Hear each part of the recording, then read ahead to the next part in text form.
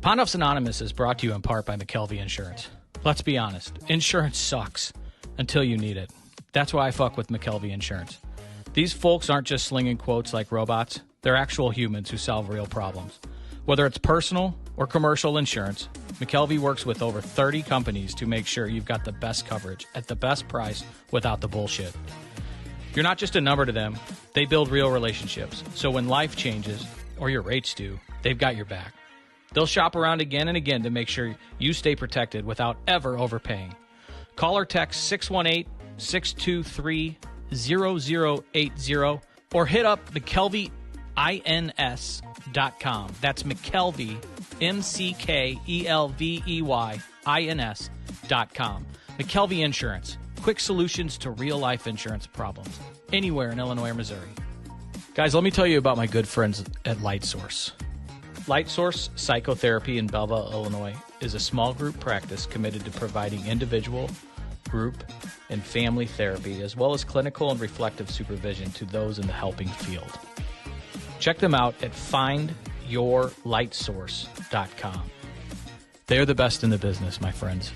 I know them personally and well enough to tell you and put my name and word on it. If you're struggling with mental health, family issues, addiction, grief, you name it, give my friends Chaz and Holly a call. Their private practice is life-saving, and they will help you find your light.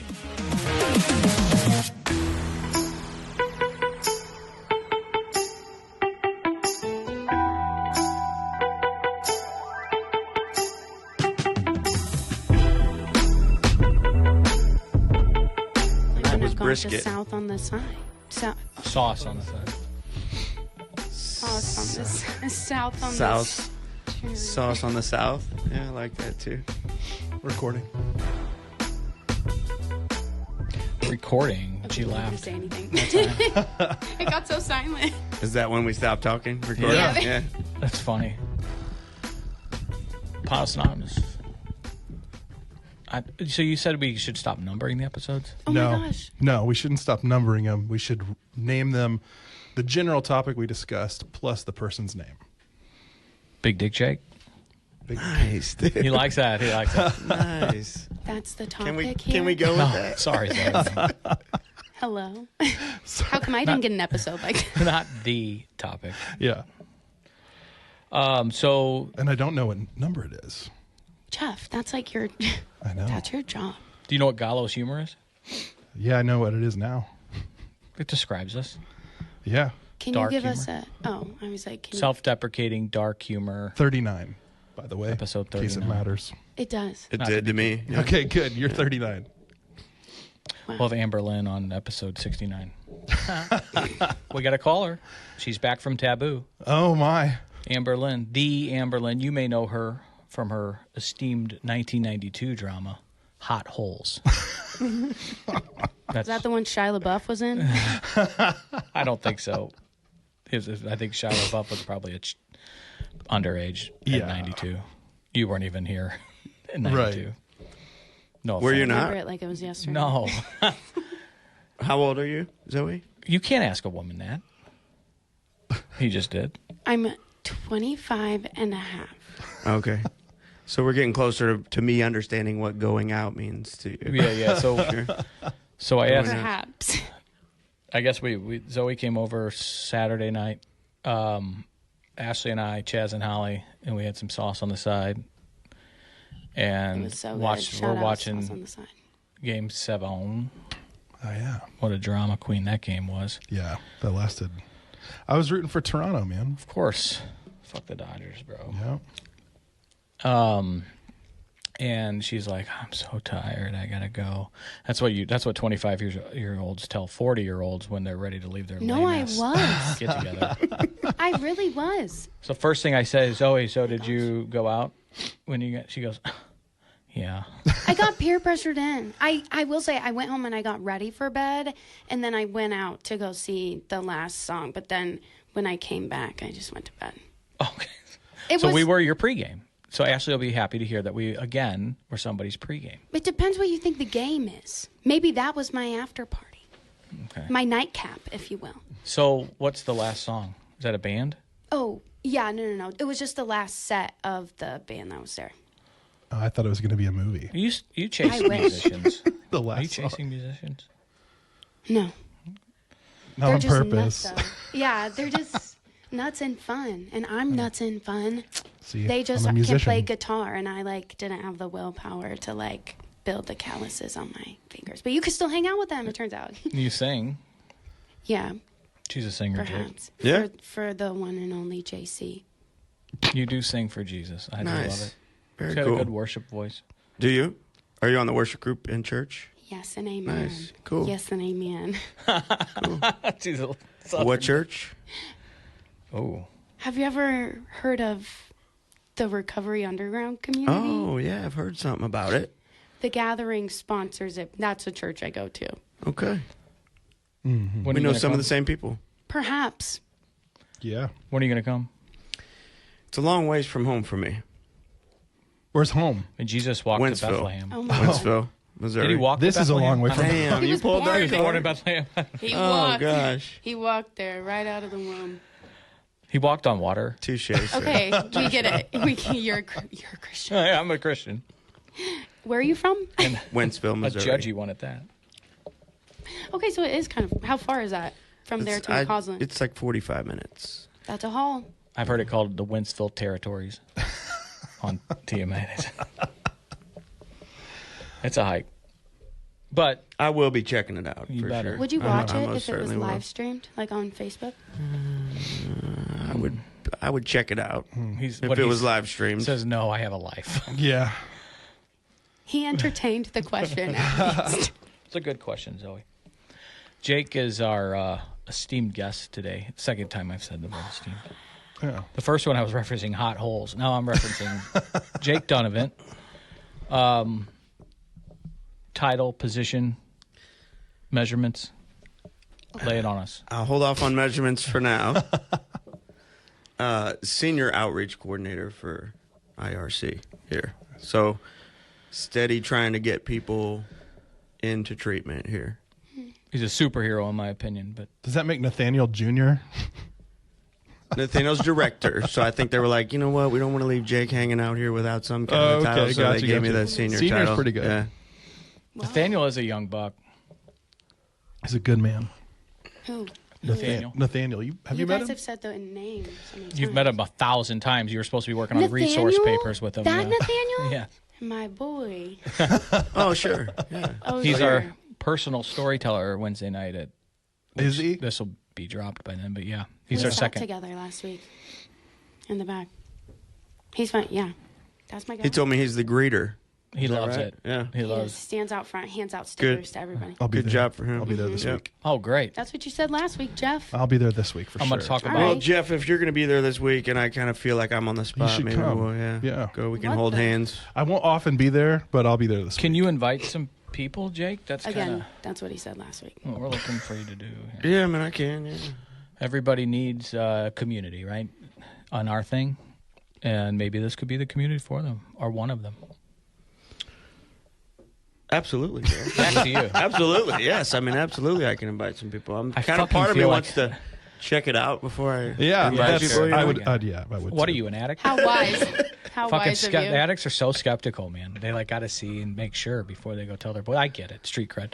Yeah. I do sound a little bit like a Jehovah's Witness here, though. I know. You gonna I'm come? like thin line. Somebody whispered to Ashley last week because I think I dropped some heat on Jehovah's Witnesses, Catholics. Yeah. And there you was another group. you were On the laying it out. stage? Yes. I laughed. Like it was like You got to know as Chris. tasteful Come as on. it could be. Right. You needed. She it was said nuanced. to Ashley, "Is he going to offend every group that we possible tonight?" And Ashley's like, "Don't tempt him." Yeah, that's right. It's been great, but the reason we're here tonight is for our boy Jakey. I had the pleasure of meeting him when we opened, and boy, the guy's got a good golf swing, so he fills a foursome nicely. There you go. Oh. And he's a great guy to boot, so he checked both those boxes. I love him like a brother, and I know parts of your story, but I don't know purposefully because I like to wait for this, the nasty, the good, bad, and the ugly, or the bad and the ugly.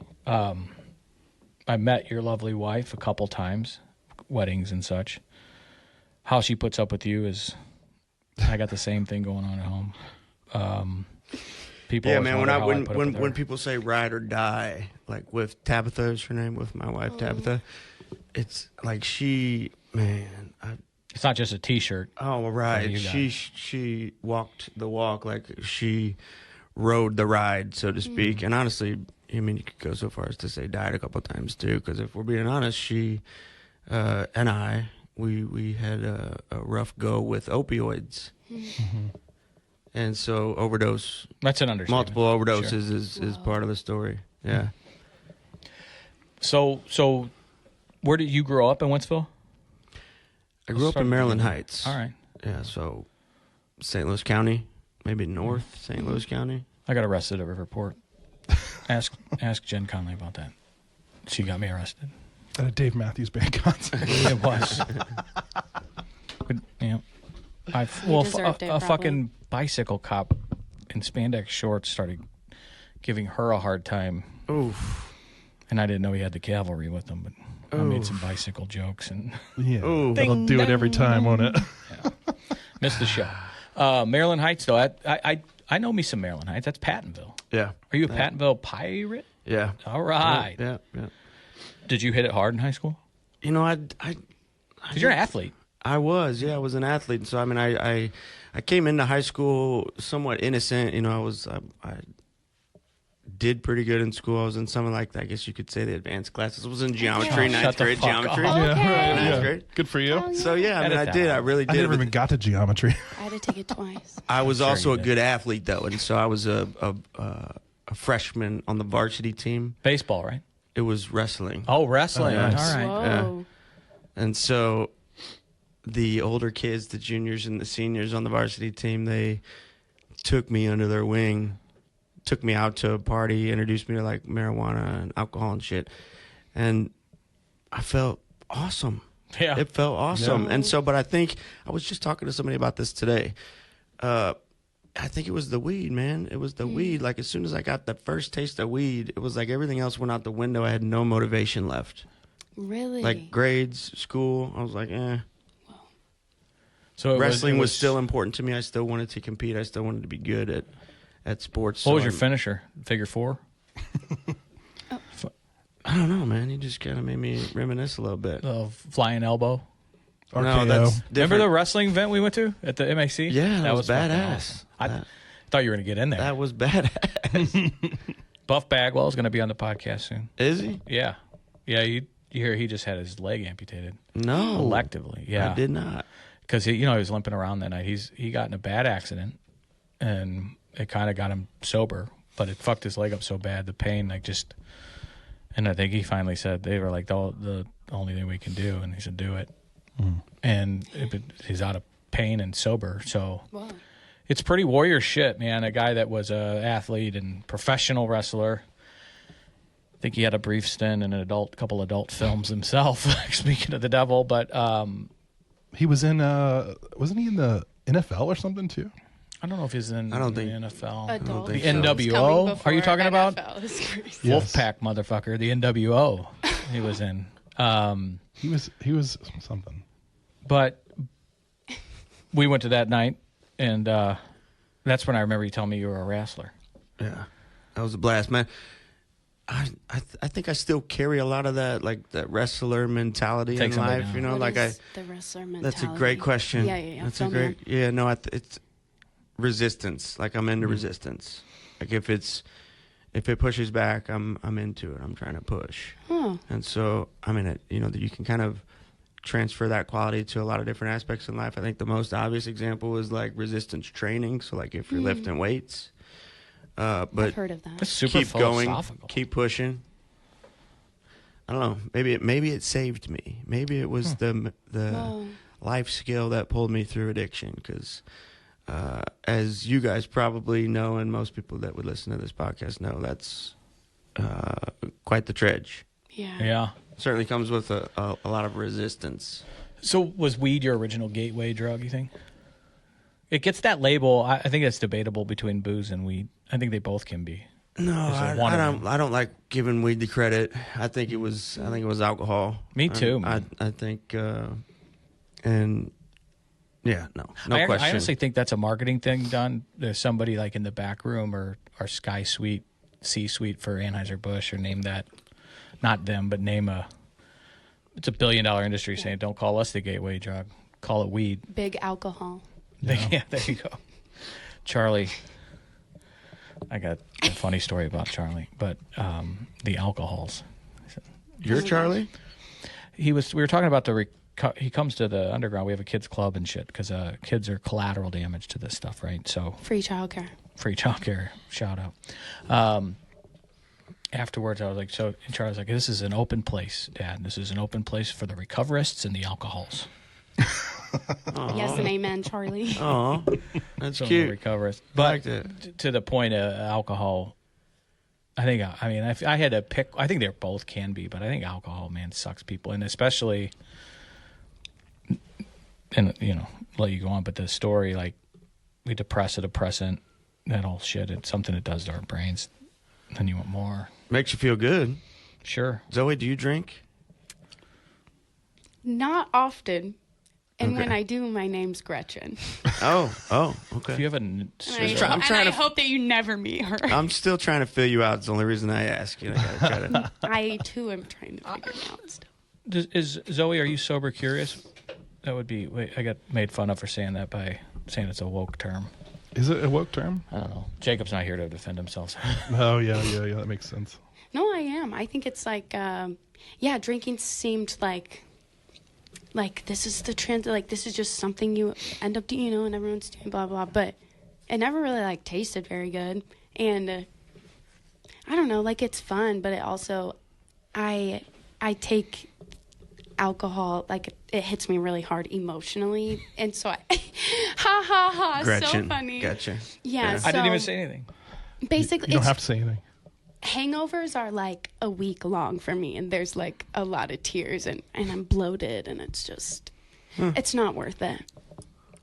Cocaine always helps with that. Yeah, right. Don't give her any ideas. But somebody, I'm really scared of that. I'm honestly very scared of that. I think maybe we're talking to like a normal person Yeah. that was like, oh, those red flags, I don't like that. Yeah. Like, we fucking leaned into that. Yeah.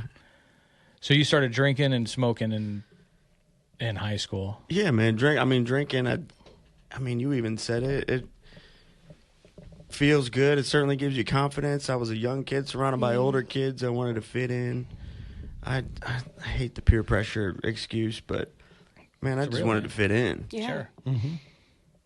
I felt like I needed to fit in, and that was the cool thing to do. So it's unfortunate. It feels like an excuse when I say it like that, but I mean, No, it's so true, and like it works, Sure which it is like does. the worst part. I just did that like a few weeks ago. I went to the Missouri Women in Trades meeting, which is like a lot of women who know Here how comes to the do pussy hat. really. Oh, sorry. Go ahead. A lot of really cool women who have been through whatever in their life, but then decide that they want to learn a trade, and then they are like welders and electricians and all that. They get together once a month. Nice. Yeah, and so my roommate and I pulled up, and I don't look like a Missouri woman in trade.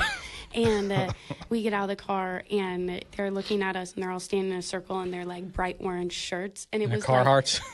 yeah, steel toes, dead got it. ass. And we look, and it's like probably 4 p.m. And there was just eye contact for a second, and then they held out this bottle of Crown, and they were like, Nice. take a shot. And I was like, okay.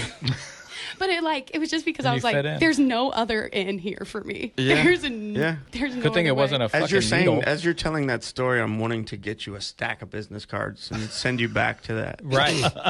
Well, Go back. Mowit, it's an organization, and they do work with like justice involved individuals, and oh my god. Anyway, they Justice involved individuals. Yeah, those are my individuals. Yeah. well, that's Those are like the- that's one of their trademarks. Oh my god, relax. Anyway, they would probably. I met the lady who runs it. Her name's like Barb, I think. Listen, this is great. I mean, I'm sure they've good insurance. Yeah. I'm Oh my saying God. I'm trying to work right I here. got it, baby. The fucking My workday boss don't might end at listen to 5. this. Yeah, all right. The It workday starts at 4. I learned. Yeah. Anyway, So, I digress. but no, I mean, yeah, it's always chugging Crown from the bottle with a bunch of women in Carhartts. And giggling, and we're all giggling, and we're bonding. Best friend. Fit right in. Fit right in. So when did you get harder than alcohol and weed? Boy, it didn't take long, man. Really? Because no, High it school? didn't. Yeah, oh yeah. No shit. Yeah, it didn't take long. I mean, alcohol as fun as it is. I mean, I don't know. I guess I figured I had learned the secret to life, the secret to happiness. So alcohol brings you down. There's this other substance that brings you up. Sure. You get up too high. There's another substance that's a little bit more powerful than alcohol that'll bring you back down. And I was riding this roller coaster, and honestly, man, I thought I had it figured out. I was like, well, this is all right. Right, manual. It didn't take long at all. Cocaine, I think, was the next step. Yeah, me too. That was pretty readily available at that age. It's crazy to say. High school. Yeah. Yeah, I don't know where I would have gotten coke in high school, but I had if I would have known, I'd probably have done it. Should have called me. I had a friend that he honestly, I'm not like trying to flex or anything. I think he had a connection. I think he had some family that was from south of the border, and so he was like, as a young child, high school aged person, he was at least connected in one way or another to like actual channels. Good stuff. Of cocaine. Yeah, Wow. Clean. yeah, That's the fear now as a parent. That shit's not coke anymore. yeah. That is the fear. And now. kids want to experiment, and then they just can't. It's like you can't have a runway for experimentation. No, you can't. I'm hearing about this 70H shit that you can just buy at the gas station. Are you guys familiar? No. Barely heard about it, but go ahead. It is tell us. it's so you've heard of kratom. Yeah. It's like a derivative. It's like the psychoactive ingredient or whatever in the kratom that lands on the opioid receptors. Yeah, it's like And a class 1, right? I mean, you can buy it at the gas station. That's so interesting. Whoa. Yeah, we brought a guy into IRC actually. The withdrawal is similar to that of opioid withdrawal. Wow. Yeah. So hell on earth. Yeah. Yeah. And you can get it at a gas station? Yes. It's in, so have you ever seen like liquid IV packets that you dump into your waters? It's in packets that look similar to that. Yeah, man. So you talk about kids and what, I mean, I don't even know what these kids are coming up into and what they have access to. Here we are talking about cocaine and how shocked I was to have cocaine at the teenage age. It's crazy to think, man. I'm a dad these days. Really? That is like everything to me. Part of my story, which let's maybe not get into the details of it. We had kids early and young. I had mentioned I dragged Tabitha through the mud. When the kids were very, very young, they were born super back to back, so they're about, I think, 16 months apart. Ages 2 and 3, the Department of Family Services had intervened. And so we found ourselves in this situation where, you know, a lot of shame, a lot of guilt, you know, a lot of the world is against me, I'm the victim, how can you take someone's kids, that whole mentality. And so we spiraled. A lot of overdoses, and you know, we for about a year or maybe a year and a half or so, around about that amount of time, we spiraled, and it got real bad. And we can circle back to some of the details of this in a minute, but the point is, we lost custody of our kids. Take some balls to come out here and say that, and I'm really grateful for your. Well, yeah, no, the way I like to word it now is that they were rescued from a very dangerous situation. Here they were in this house with us, 2 and 3 years old, sleeping in their cribs, and mom and dad are overdosing, and first responders are showing up to the house, you know, and they're behind closed doors, and you know, didn't know anything about any of it. Fast forward, we worked real hard. We did you know, some of the state funded stuff and sober living and stuff like that, and we ended up getting married. We ended up getting our kids back. We pretty early on in their life, so like ages 5 and 6, they're back in our lives, and we're parents again now. They're living with us. We're you know, doing birthday parties, doing the whole parent thing. And so, but what happened was We Doesn't seem like it happens very often. we felt like we had robbed them of a certain number of years of their life having us as parents. So now we're becoming successful. We're pursuing career paths. We're getting some money. We're able to spoil them, and we have spoiled them rotten. So now I'm in the season of life now where we're trying to clean that mess up. Yeah. The overcompensation. We're trying to clean that mess up. It's still hard because I do want to give them everything. They got phones, 10 and 11 years old. They got phones. They got, the computer system and the that gaming bitch in the systems. ass a couple weeks ago. We won't talk about that. but- Yeah, well, we won't talk about it. We can touch on it though. I mean, it is an eye opener. The phone situation and the way that 10 and 11-year-olds communicate with each other and the stuff that they say. Jake scared the fuck out of me. The stuff that they're into. Oh my think- gosh. yeah. What kind of phone? It's just a normal phone. So they both have Android phones. Now, what we did Oh, do? not like a track phone? No. No, What we did do is we they downloaded can get an pictures. app. Yeah, yeah. Whoa. We downloaded an app to try to police the situation, and so it's After a revelation. after a horrifying situation that we won't get into because I'm not sure who would listen to this, but And we don't want to get you. We don't want to get that wrestler coming out because Right. Jake has turned a little red. yeah, we. I'm not gonna do an advertisement here, but there's an app. It's like an artificial intelligence app that kind of combs through. You can say it. I think it's important. It's Bark. Yeah. It's Bark. It's BARK, and it's like $100. I need one of these on Zoe's phone. a year. Jesus Monitor her Christ. activities. Yeah, I do too. Does that mean you can respond to my emails for me? No, you can't respond. I think she would like that, actually. Yeah, I know. Bark. Not- you it's should not, it's add not, that it's feature. not called secretary. It's called Bark. Okay. Yeah, it's strictly I did check her it's Halloween strictly candy. parental. Make sure it was safe. Oh, yeah. Okay, I did too. We both did. It flags. I mean, you could turn the sensitivity up and down. So we got it cranked way up, and it flags like profanity and Whoa. bullying and Oh, yeah. sexuality or sexual content and websites that are visited. I mean, there's all kinds Ashley of wants things. this for my phone. Oh my God. It would be exhausting. Notifications would be out of control. Yeah, no, it would be exhausting. It pings if we so we watching got the Bondage sensitivity again. turned way up. It pings at LMAO. Laugh Wow. my ass off. So Right. A stands for ass, and it says Oh, profanity, boy. Wow. and it says it's something.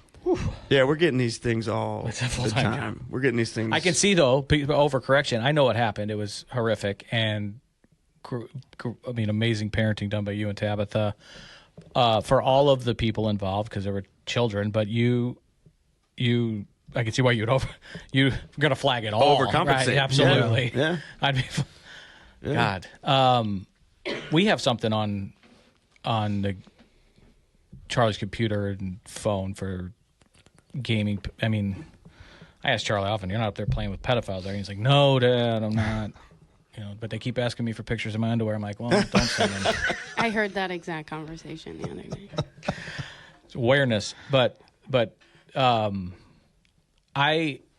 mean, going back to the meat of this, it's heroic to me.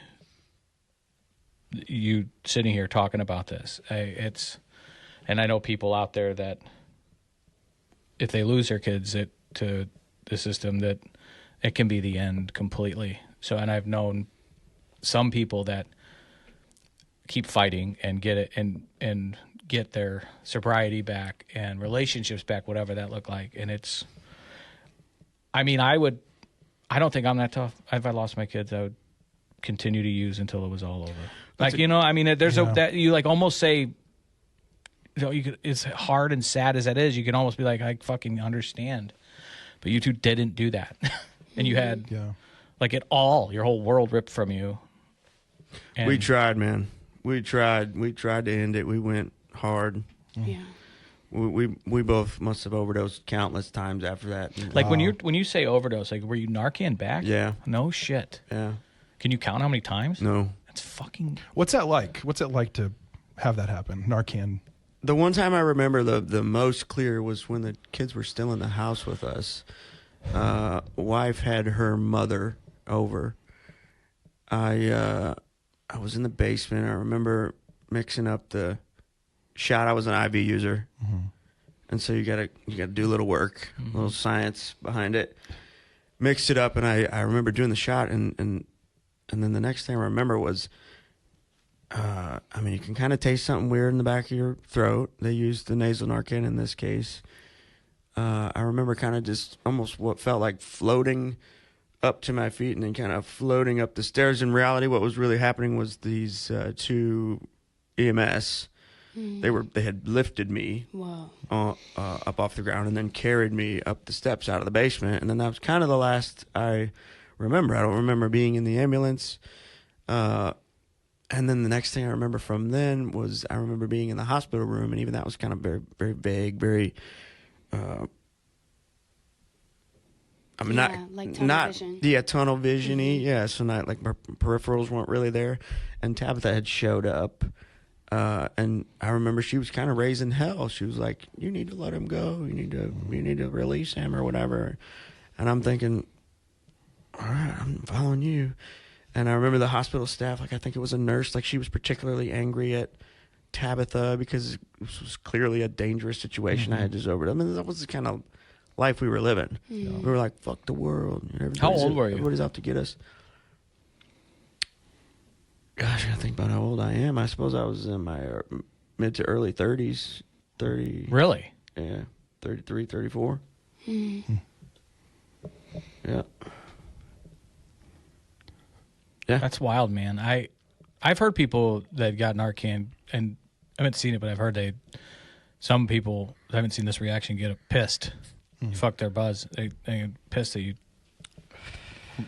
Well, I do a lot of work in the community, and that's a lot of the type of information that I would share with first responders is they, like that nurse today, in the emergency room. If you would share with them today, yeah, go ahead. Sure, yeah. Like that nurse in that emergency room, they are like mad at us. Like, I'm trying to help you. Why won't you accept my help?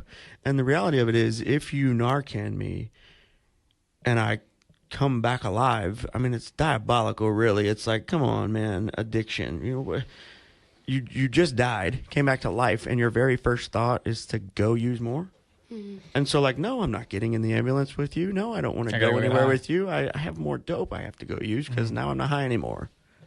Or if I don't have any more dope, I have to go scheme and hustle and steal and all kinds of horrible, gosh awful things to acquire more dope. Jesus, man. I had to Narcan someone one time, and it was crazy.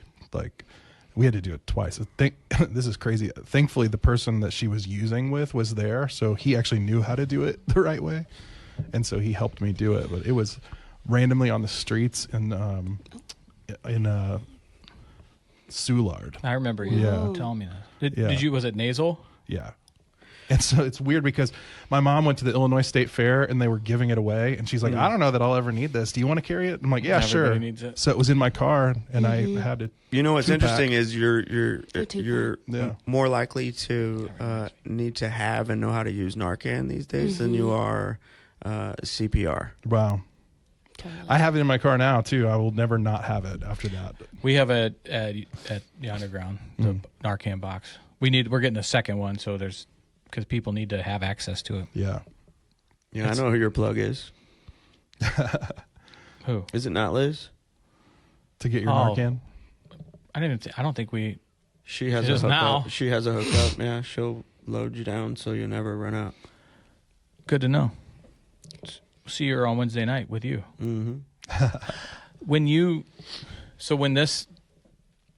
Was this when the authorities got brought in for the kids? It was on one of those occasions. Yeah, one of those. Yeah, believe it or not, it didn't. It wasn't like a right away thing.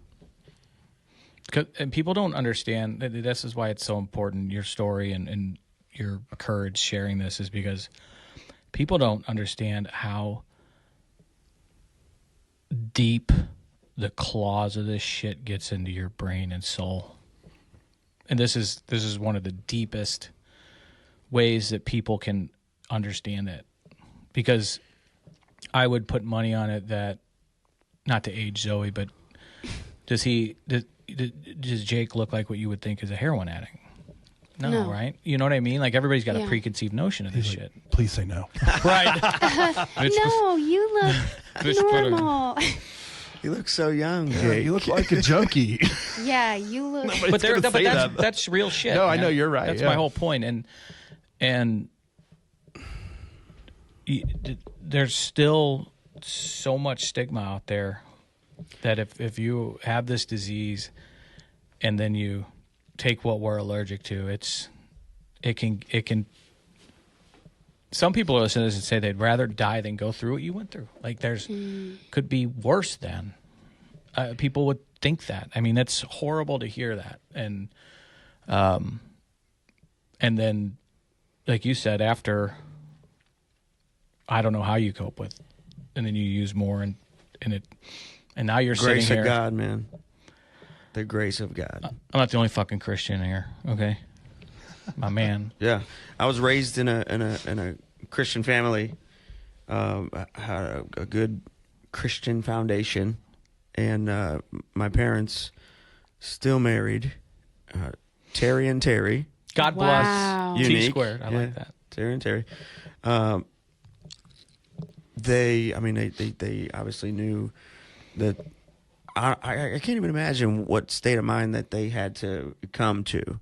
Yeah. I talk to a lot of parents and a lot of families and loved ones, and I can never really understand what it is they're going through. I'm really good and hip to the peer support, Yeah. but the families, even my own, I can't even imagine what I put them through. I can only assume that they had to come to terms with the fact that their son was probably going to die and never be a father to his children, their grandchildren. What they did do, though, is they prayed harder. They never stopped praying. They got the congregation to pray. I feel like there was a whole lot of prayer for me for a long time, and I never gave it any thought. I never gave it any thought, or never gave it any credit until, I don't know, about a year in, I guess. About a year into recovery, I started kind of sneaking back in and hanging around the back of the church and trying to, remember what meant something to me. And That's from your parents' standpoint, the power of hope, man. When all hope can be lost, that's what, like, hope is so powerful. And I can only imagine that their prayers were so full of pleading and hope. yeah, tears. Oh. Yeah, Do you have brothers, sisters? I do. I have two older brothers, 6 years older than me and 4 years older than me, and then a younger sister, 3 years younger. How did your addiction impact them? It's interesting. My oldest brother, he, 6 years older than me. He was in high school when I was a teeny bopper, and I would always. For the record, Ashley's 6 years older than me. I would always. Really? Are you saying, how dare you say that, or did you not know that? I didn't know that, but Yeah. also, how dare you? But also, keep I going. thought she was younger. So does everybody say that. Isn't she a beauty? Absolutely. Yes. Easy. No, Trying to fuck her over here. The oldest You've brother. offered her to me before. Both older brothers, they like to party, they like to drink, they like to smoke the weed and stuff. I think that's where my question came from. Like, I picture a guy that's got two older brothers ready to whip the shit out of him. That starts at the beginning of the addiction, right? What the fuck? They did. They absolutely did. Yeah, they absolutely did. In fact, one of the relationships, the brother that's 4 years older than me, that relationship was very, very strained. He wanted to pummel it out of me at first, and then when he realized that was a lost cause, he wanted to disconnect from me. He wanted to cut me off, and so we actually went a lot of years without even talking. Even clean? Yeah, probably the first 4, maybe even 5 years of my recovery. Wow. And you guys have reconciled? Yes, we have. Who initiated? Christmas time. Jesus. Christmas time, Jesus, I think is appropriate. Yeah, we both had submitted enough to allow ourselves to be in the same place at the same time, and then I think just observation, and also too, what's interesting in this story is he eventually had run into some struggles of his own with alcohol. Empathy. And so, yeah, empathy. Jacob ranks 32 out of 33 on the scale of empathy. I mean, he's not here. I should chirp him. I've still never met I've heard him Jacob. say that. You've never met Jacob? Not once It's in like my a whole life. thing, yeah. I think he doesn't like me. He definitely likes you. We're going to keep you apart on purpose now. I'm scared we're going to fight. Empathy is wild, like how it can crack a door open. That seemed to be all the locks and cement and never openable. That's a word. So good. Yeah, good catch. Thank you, guys. There's labeled praise. Very you. insightful. Yeah. Thank you. Yeah, I picture while you're, continually, because just people find one at a time. I'm done with them. I'm done with them.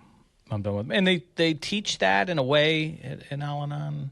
Some of that is, tough love, or just you can't enable. And I know a dear buddy of mine who lost his battle to this disease.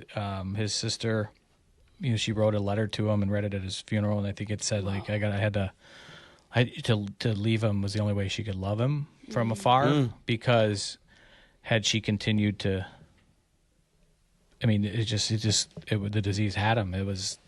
Well, it sounds cliche almost as much as I find myself saying this, but you can very much love someone to death. Yeah.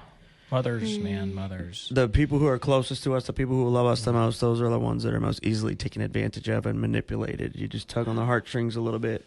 I was just telling a story recently about how I was crying, quite literally, to my dad because I needed money for the electric bill. I was very sick. I was very dope sick, and I needed money for dope. And I think at this point of our relationship, he was becoming hip. He was catching on. Lingo. Yeah. So no money in this case, and I felt it slipping. I felt the opportunity slipping away, and I said something like, "Fine, I'll just fucking kill myself. I fucking don't even deserve to be alive." And he was, in that moment, in that conversation, he had established some pretty healthy boundaries, and he says, "No, let me stop you right there. You're not gonna threaten me with that." And I was like, "Damn." You said, Good for him. He called my shit. yeah. Because by the time he had gotten there, he'd done a lot of homework, and like that's hard too. Yeah, I did. It's a bluff that hard to call, because it's when we tell moms to cut off and not shelter and stop giving money, it's not 100% that works. There's people that lose their lives to this shit. Yeah. So anytime I'm talking to a mom, I say the statistics are in your favor if you stop in loving them to death, to use your phrase, right? But I can't promise you. And that, like, now you need to go make this decision, mother. It's hard advice to give. Even as a motherfucking parent, I'm still just a dad. There's something about moms, man. I won't get it, and it's fucking godly bonds. And so you're telling a mom not to mom, right? So it's hard. But so I say that with all these disclaimers. Like, this was really pre-fentanyl. That was the way. I think Kevin has said a couple times, Kevin Bunton, our director of family programming, that they're pulling back a little bit, I think, on the cut off, don't shelter, because the chances are higher now if they go and they use, they could die instantly because it's that's fentanyl. new to me, but I almost he was mentioning that it. I think on our pod, or maybe in a conversation, and I'm probably paraphrasing, not getting it all right. So, but I do, if you think about it, before fentanyl, overdoses weren't as lethal. I mean, it was a lot of the overdose of yesterday is what I say was you getting clean for 6 months and then going back to your previous dose, right? Now it's one bad fucking batch and you're gone. So if you tell your son or daughter, go use and don't call me until you're ready. So ugly. Ugh. And we would never in our right mind put them through this shit, but we weren't in our right mind. You weren't in your right mind. Yeah. When I first started, for me, opioids were, honestly, they were in high school. I was dating Pills? A girl. Yeah. I was dating a girl. Her mother had leukemia or something. Oh my God. And she had a cabinet full of pills. Whoa. The oxycodones, the what's the other one? Morphine. And so it's not like I dove right in, but I tasted one, I guess, if you will. I tasted it, right? I got the feel for it, and I thought that feels great. That's similar to Eve's story. That feels fantastic. You know, who knows how much time in between the next time I used one, but all it took for me was that first time. I was like, yeah, that's good. Lock that in the memory banks, just like with any other substance. Yeah. Next time that one comes around, I'm doing that.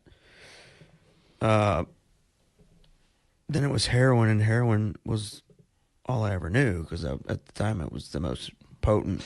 When did you go from the pills to IV? Or was there smoking in between that? Was snorting it? Yeah, no, honestly, I don't know. That's a good question. I hear a lot it's a business decision. Yeah, maybe so. And I mean, I got to a point in my life where, at least on the surface, I was somewhat successful. I was a union carpenter. Yeah, you mentioned that. I was living in a house that had belonged to my grandparents, so I wasn't paying a mortgage. I had a couple, kind of beater, I guess, cars that were paid for, so I didn't have any car payments, and I had a couple cars. Damn. Yeah, and so I really just had a... People would die to have this life. Disposable income, no house I payment, guess. Couple cars, no car and payment. And you talk about a business decision, it's like, I do like the way all these drugs feel. If you get more drugs than you need, you can sell some and pay for your habit. I had life figured out. Remember, I mentioned that earlier. Yes. Pretty smart guy. Yeah, had it all figured out. And so I think it was around that time. You talk about business decision. I think you nailed it, man. Were you with Tabitha? Had you met her yet? No. No, Tabitha. Because you told me the other day when we were talking about coming on, I want you to tell the listeners how you picked her up. Oh. Like, what was your pickup line? So was it like, hey, baby, you like to dance? I got a radio in the car, because that was how I got Ash. Yeah, well, similar, yes, but instead of a radio, it was drug of choice. So oh fuck! I got a rubber band in the car. I did my research. I was modern day courting her, right? Wow. And so I think actually today's the 3rd of November. 2 days ago, her and I both got a notification on Facebook that we were Facebook friends for 13 years. All right, that's official then. Yeah, so 13 years. Well, it wasn't official just yet, so I didn't meet her until tomorrow, the 4th. But in those few days, I was doing my research, and I was stalking her online, and I'm sure she was doing the same. And I asked her sister, who I knew, who's a little bit older than her, what's she into? I mean, she was a bartender at the time, so I knew she drank. You were talking like, is she into... with a certain flower of the day down at the botanical gardens, or Oh, yeah. I mean, remember, I had an assortment of drugs, and so I'm like, this is what drugs does she like? Because I probably got it. And then so she had mentioned that she had a history of. Wish some guy would look you up like this. I'm like, shit, all I've been to is the botanical gardens. Okay, keep going. I've come to find out she had dabbled in pills at a younger age, prescriptions. I mean, I don't hate the player, hate the game. I mean, you got to do what you got to do. So I did, man. I did, and to kind of bring my kids back into the conversation. Sure. Damn it. My son, we got that app I was telling you about that monitors stuff. Oh, yeah. He's into girls now, and he has, I guess what he's calling a girlfriend. And so I'm like, I'm obsessed, man. It's like probably unhealthy. Like I'm wanting so badly to see his full conversations, but this app only flags. No, I won't. This app only flags like little shit, like little context snippets. He got game. He does not have game, bro. And it kills me, bro. It kills me. She says to him one morning, she says, "Oh my gosh, my hair looks so bad today. I'm gonna have to put it up." And he says, so he's got an opportunity here to be nice and say, sweetie, like, listen, I'm not you're like beautiful, no matter how you a wear female guru, right? But I know that's opening the door for you can go left or you can go right. She's fishing. So he says, and this is what it flagged, damn, that sucks. Sounds like he knows exactly what he's doing. And it flagged the word damn. So I'm reading it, and I'm like, oh my gosh, opportunity missed. This is killing me.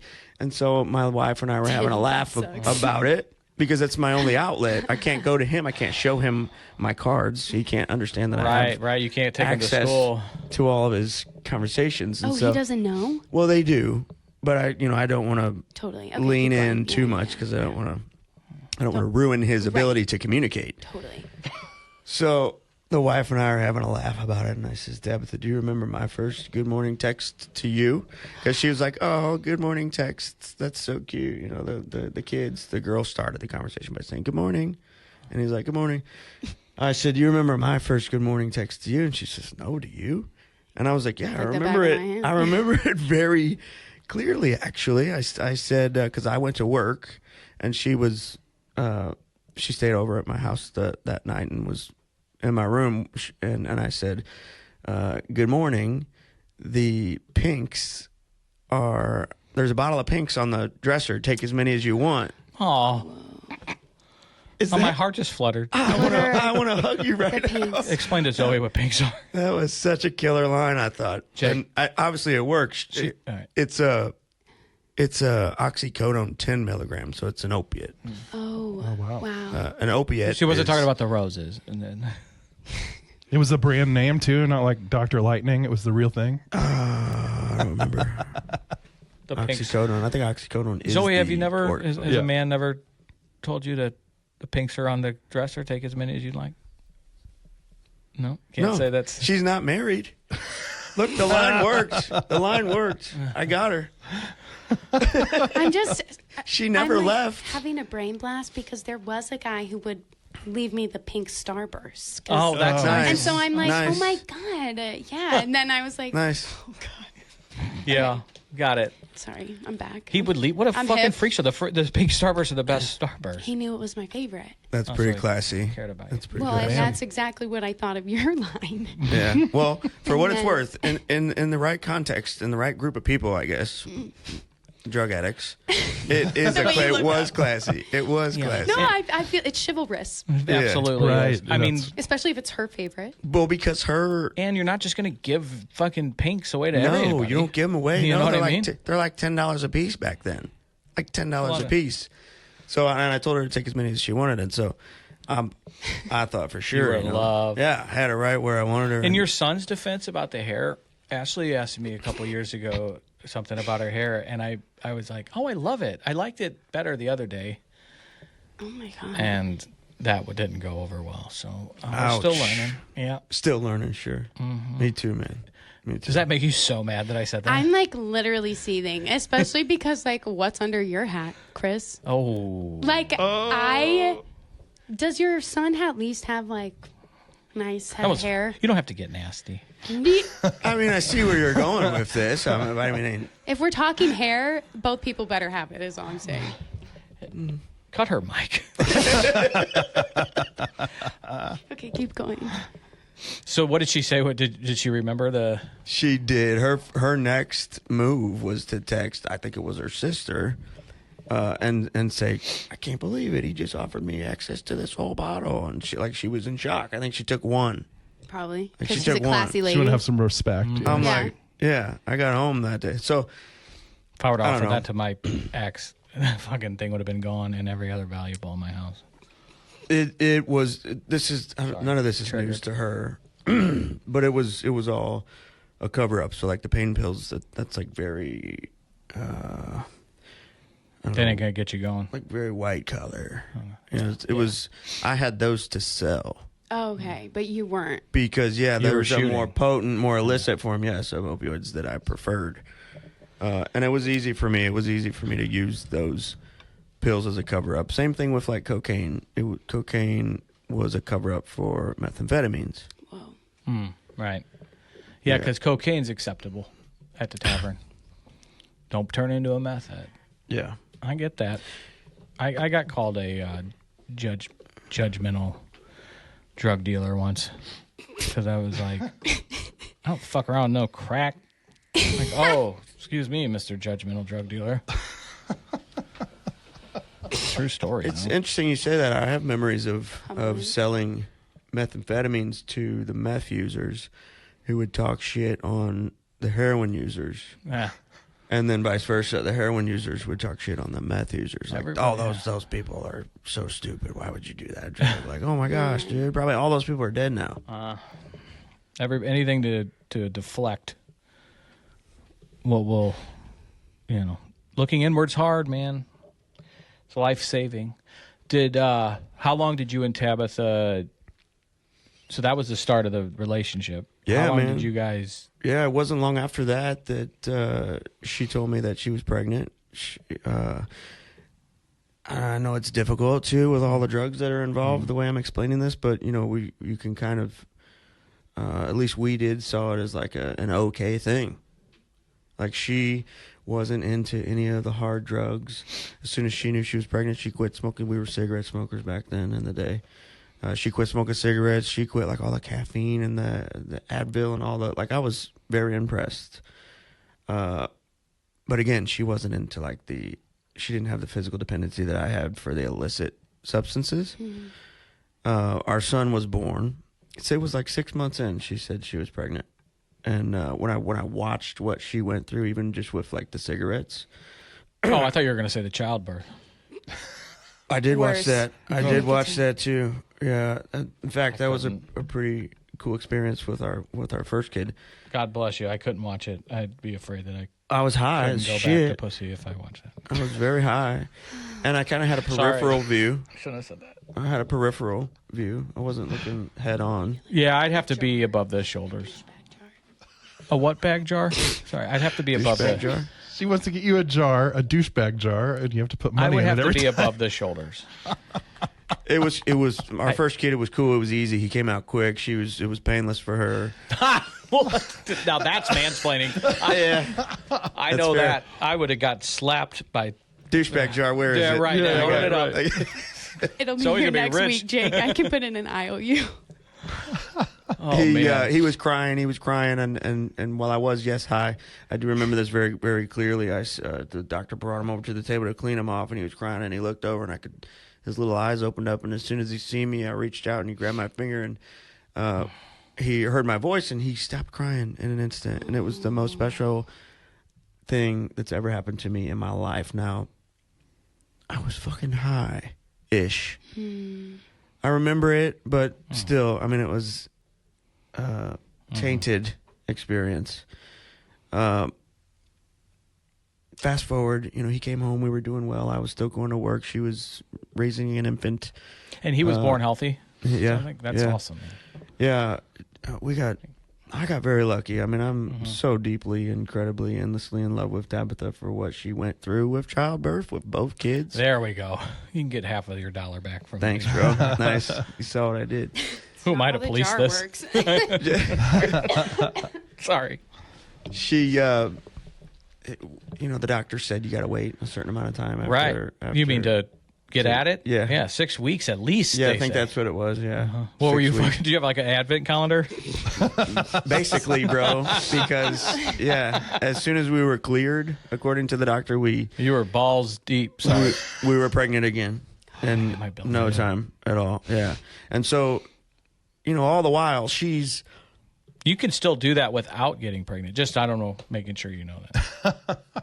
I don't know, dude. I thought honestly, so I was I'm 30. telling you, you can. I thought 30 years. I mean, I hadn't been having sex for that amount of time, but for as long as I had been having sex, I Sure. still had never had a baby. So I'm thinking Yeah. maybe I can't have babies. I'm in the clear. Right. And God's like, boom, boom. There's two for you. Yeah. She, she's creating humans in her body and birthing children. We are the weaker sex. There's no question about it. Yeah. Do Praise. Tip my hat to you. No praise. Thanks for the golf club. All the while, she's going through everything that she went through with back-to-back kids. I was still running and gunning, and probably getting worse with my addiction. Really, as far as physical dependency goes. Our second child, our daughter, was born, and there was a situation with my hookup. I ran out of dope, and so did my plug, and I didn't have any pivots in order. I didn't have any way, so the dope sickness, it hit me, and there was no hiding it. And that's kind of when things came to the light. This is during her birth? Or, No, so there's another story actually with the during her birth part. The second child, shit was really starting to kind of try to hit the fan for me. This was after our second child was born that the dope sickness hit. And then so now all of a sudden my parents get to see what's happening to me. Tabitha gets to see what's happening to me. I ended up in a hospital and the doctor was standing over me and Tabitha was standing next to me. What are you using was the question, and heroin had to be the answer. And Tabitha was... Had no idea. Yeah, she was shook. So she still thought you were just taking pills. Yeah. She didn't at this point even know that you were IV heroin? Yeah, bro. I mean, you'd have to ask her, Chris, and you might get the chance to someday. But I mean, I had the pills. We would crush up the pills and snort a line off the dresser, and then, I mean, bro, I would come home wired meth, and then need to like come back to earth to be present in front of Tabitha and these two kids, and so I would fucking snort a line of pills, and then shoot heroin. Whoa. And then it's like, okay, back down a little bit. Jesus, man. Yeah, when that train ran out, though, man, shit really hit the fan, and so you got sick as fuck. Yeah. How did you get right during this? You know, I was still kind of in. No, they sent me to a hospital. They sent me to a behavioral health unit, detoxed in a behavioral health unit.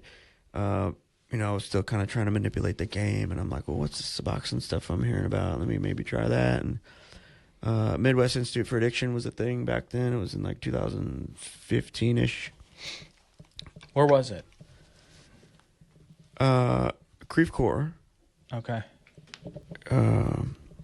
Over in like that industrial parkway behind Starbucks on Olive Boulevard. And I went there, and they'd introduced me to this Vivitrol thing. And I'm like, I did my research. I'm like, okay, I know what this Vivitrol does. I'm not going to be able to get high if I do that. So I got, a trick for them. And it's funny because the life I'm living now, I mean, I hear this kind of stuff all the time from all kinds of people. I talk about peer support. My message to the provider was, oh, no Vivitrol. I'm afraid of needles. I can't do needles. I can't do needles, I told them. What did they say to you when you said that? Totally understand. There's this once daily. So they wanted to give you naltrexone. There's this once daily version that you can use. You just take it every day, and it works just the same. And I'm like, cool. Right. I took naltrexone for... You guys really lost me. Yeah. Naltrexone naltrexone and Vivitrol, they're the same medicines. Vivitrol is an intramuscular injection. Shot in the ass. That it's long 24 weeks? Yeah. 28 days. 3 weeks, 4 weeks. And what it does is it sets on the opioid receptors and it blocks them. So if you were to use opioids, the opioids would go and try to sit on those receptors, but they wouldn't have anything to land on, so they would just be bounced out and go out with your pee. It also helps tremendously with cravings. And so it really is a miracle drug, and it did eventually end up working for me, but at this point, you didn't want to get sober. I didn't want to. No, I wanted what I could manipulate. Exactly. Okay. You don't take the pills. They were hesitant to give me naltrexone because it puts the accountability. You just don't take it, and you can go get drunk or high because it's supposed to work with if you drink on naltrexone or Vivitrol, you just don't get drunk. You piss it out. Supposedly, I'd never tried, but there's less it takes it out of his hands. Yeah. Puts it in his ass. Yeah. Sorry, I couldn't. It's clever. Myself. It's very clever. Slogan. Title? Yeah. Title? It's very clever. Because they wanted me to do Vivitrol, and it wasn't because I didn't play the needle game. I was like, no, I'll start with naltrexone. If I can't do it, then I'll go to the shot. I figured that was a second. And then if I couldn't do that, then Antabuse because I hate puking. But Antabuse is what, if you sniff alcohol, you'll violently barf all over the place. Yeah, like if it's in your shampoo. Yeah, you fucking can't drink mouthwash. Which I need. Apparently. Right. Just ask this one over here. Seriously. I said the last time. Maybe you're different now. Did we say that? It wasn't my fucking breath, bro. Yeah. I didn't say you specifically. So I don't know if that happened on the air. I'm surprised that like they that easily were like, okay, we'll give you naltrexone. You're an IV heroin user, afraid of needles, so we're not gonna push the Vivitrol on you. Yeah, I mean, I didn't disclose the IV part. Oh, okay. Oh. Well, then they should have made this. Yeah, I mean, I was a little better at manipulating than that, Chris. Give me some This credit. was in a rehab? It was in an outpatient. And they didn't catch that. Okay. Yeah. Is that what? Are they Well, out of like business now? but listen, no, like They Jake are. said, They sold. Yep. master manipulators. I mean, Yeah. trust me, downplaying. I'm not trying to throw shade at the place, but Yeah, and we see it every day, all day. I can't leave my dog. I can't leave my wife alone. I mean, all the excuses. Kids. I'm afraid of needles. Kids. Yeah, I can't. We don't have childcare. All the excuses, and I had them all too. Sure. And it didn't work for me until. So this time, stay with this time. You got naltrexone. Did you even I manipulated it. You I even did. try I it? tried it. Yeah, I tried it, and then when I realized, after, gosh, it must have been 2 whole days. I waited 2 whole days, and then tried to with a pain pill, like snort it or swallow it or however I ingested it, and it didn't work. And so I'm like, okay, well, it's got to be more than 2 days. And so I just tested the waters until I figured out how to get high again, and then as soon as I could start getting high again, it was So you just wanted nothing to do with more or less not off to the races. Yeah, now I tried to keep it at bay because at this point, there's a lot of other details that are being left out, but we lost the house. We ended up moving into a granny flat at my parents' house, and so I was trying to maintain some level of employment. I wasn't injecting heroin, but I was using pain pills, that there was still that physical dependency to a degree. And it spirals pretty quickly, especially with opioids. Methamphetamines was still a thing too. And hell, I mean, there was one story where nobody trusted me, right? Tabitha didn't trust me. My parents didn't trust me. We had 2 fucking infants, for crying out loud. And you still have custody. Yeah. Well, at this point, we were living with my parents. I fell asleep. I fell asleep on the couch, and I had a wallet, and I had some cash in it. And my intentions were to, once I woke up from this rest, to go and use the cash to make a come up on something. Well, when I was sleeping, Tabitha took my cash. And so I think, and again, we'd have to ask her, but I think it was because she expected me to go and buy something with the cash. And she didn't want that to happen. So when I woke up and saw that the cash wasn't there, I lost my shit. Like psychosis level, lost my shit. I forget which child it was, but my mom had taken her and one or both of the children to like the store or something. And as soon as they pulled up, I was standing outside like a raged lunatic. Where's my money? Rage screaming. Really? Like fucking full tantrum. Full tantrum. I grabbed at her purse, which was around her shoulders. She may have even had a child in her arms. My mom, I may have grabbed the child, and I ripped the purse, and the 2 of us went tumbling to the ground, and it was a struggle, and she wasn't going to give up the money. Yeah. The struggle had ended or whatever, and I was on some sort of a psychosis, like demonic fueled shit, rage. It's not you, right? I mean, my mom was so much in shock, she called the police, and rightfully so. It was the only thing you could do in that situation. By then, when the police came, I must have had this idea that I was going to grab a machete, and I was going to like take action somehow. Not sure.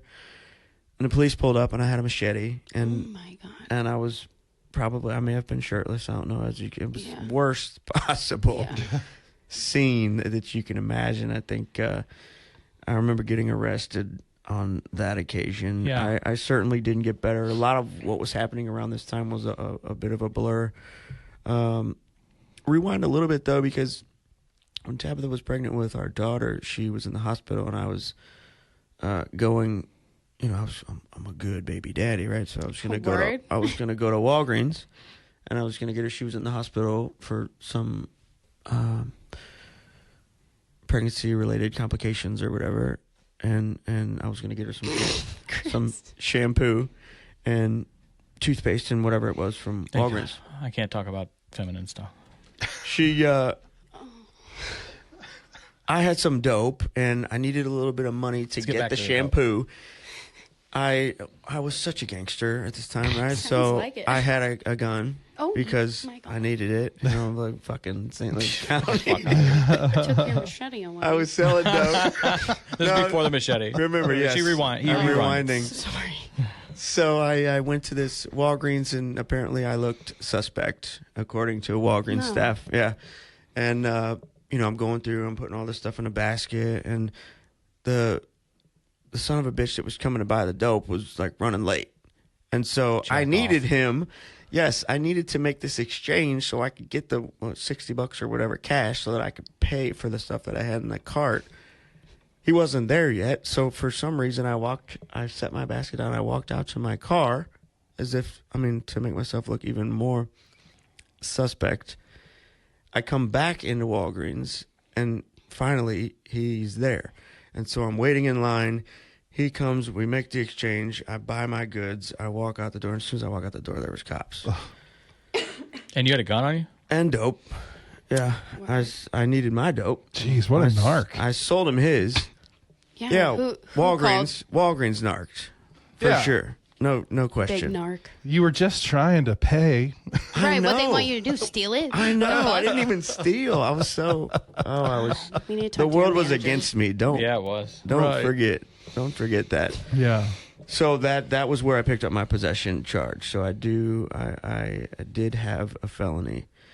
And that sucked, man, because, you know, that came with a certain amount of jail time and a conviction. Then you got a felony on your record. It wasn't until a year or two ago that I got that expunged. Mm. Yeah. Congratulations. So no longer have that felony, yes. Wow. But it, you know, it sucked, man, because, our daughter, she was 3 months old. And Did you do time for that? I did, bro. How long? 6 months in county jail. Ooh. 6 months is whatever, but when it's... Sober? Yeah. I got sober once I got there. Well, sure. And that was torture. Did they have You didn't like use? a detox for you? No, it was torture. It was such torture. Meth and heroin detox is so rough. Yeah. I never wanted to come out of the cell, and so then they gave me a red bracelet. I was a high-risk inmate, and they put me in one of the up-front cells. Thought you were going to pull an so they Epstein. could keep a better look on me. Oh, wait. And I was in the cell with... Take a lap. No, I don't think they. Keep going. I don't think they thought that, Chris. But no, So they didn't think you were going to hang yourself? No, That's what I mean. Maybe they did. Maybe that's why I got the red bracelet. Yeah. Yeah, So they thought you were going to kill yourself. And Epstein. they put me in a. All I wanted to do was sleep, man. I just didn't want to. I didn't want to eat. I didn't want to move. I didn't want to sleep. They put me in a cell with this guy that was like perma-tweaked, and all he wanted to do was talk to me, talk to me. Chatterbox. Dude, I was dying. Should have seen me on an 8-ball. What made it terrible, guys? Is Talking stocks. here I was. Our daughter was 3 months old, and the next 6 months of her early life, I was in jail, dude. So that's what made it suck.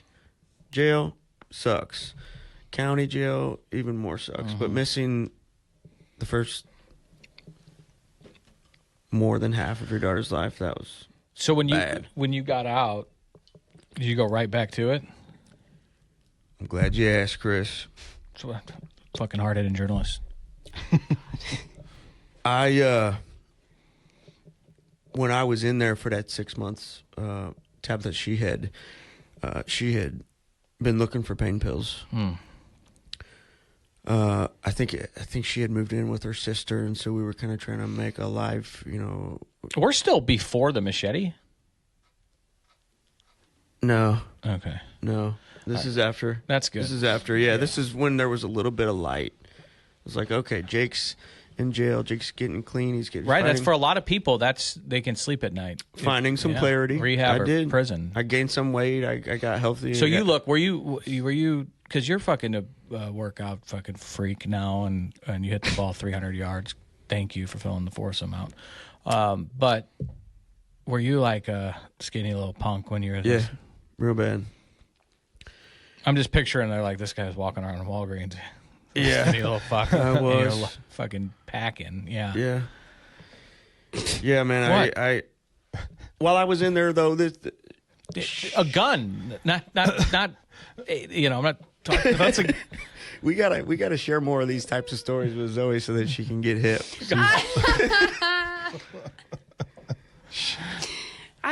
I go out, but I only go out for about a half hour and then I get tired. I got you. Yeah. Anyway, keep going. Just the She last sings song. at church, bro. Just the okay, gotcha. Sure. Do it all.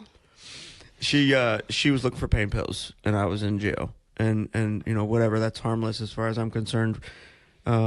She tells me this story. She came in to visit me or something, or told me on the phone. She told me this story how she was looking for pain pills, and this guy said, "I don't have any pain pills, but I got some of this, and you're welcome to come over and try a line of this." When she told me that story, I saw it as like a win for me. God damn. I'm like, awesome. Now we can use together. She's been introduced, and it wasn't me that did it. So I'm not gonna show all my cards and tell her exactly what it was that she did just yet. Wow. Yeah, right. And so she, like a beast, like a champion, held the family together. She lined up a rental house, and so you know when I had mentioned the Narcan story and the overdose story, and when the kids were taken, that all happened in this house that she had acquired while I was in jail. God damn, man. Yeah, so she did, man. She did it like a champion. You know, she thought she was doing me a favor, which she was. I mean, I asked for it full on. When I had gotten out of jail, she said, "What is that you want?" I said, "You know, pain pill would be nice." She shows me this new house. She has a pain pill on the kitchen counter. I'm like, thank you, God, we made it. We did it. We're successful. We got through this. And for a while, you know, I was able to get work again. I met a Carpenter. Yeah, doing decks. I met a guy who's still my friend today. I saw him at the gym this morning. He's awesome, dude. I got a big deck. Do you? Big hardwood deck. I'm kidding. Keep the shrubs trimmed down is what I'm told. Right? Makes it look bigger. Yeah.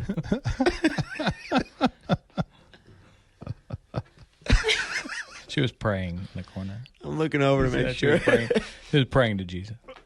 Make it stop. She gets that from Ash. They pray a lot. Do you? You know Ashley pretty well? Yeah. I'd like to think. Okay. Ashley claims Zoe. She found her.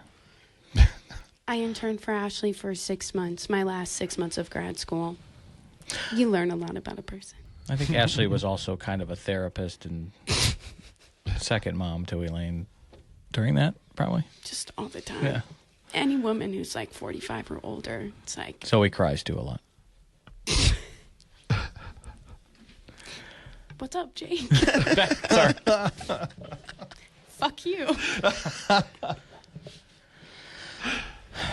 No, you know, that's where everything went south. Was at that house. Yeah, I mean, I hit the ground running, I guess you could say. Fell out a bunch.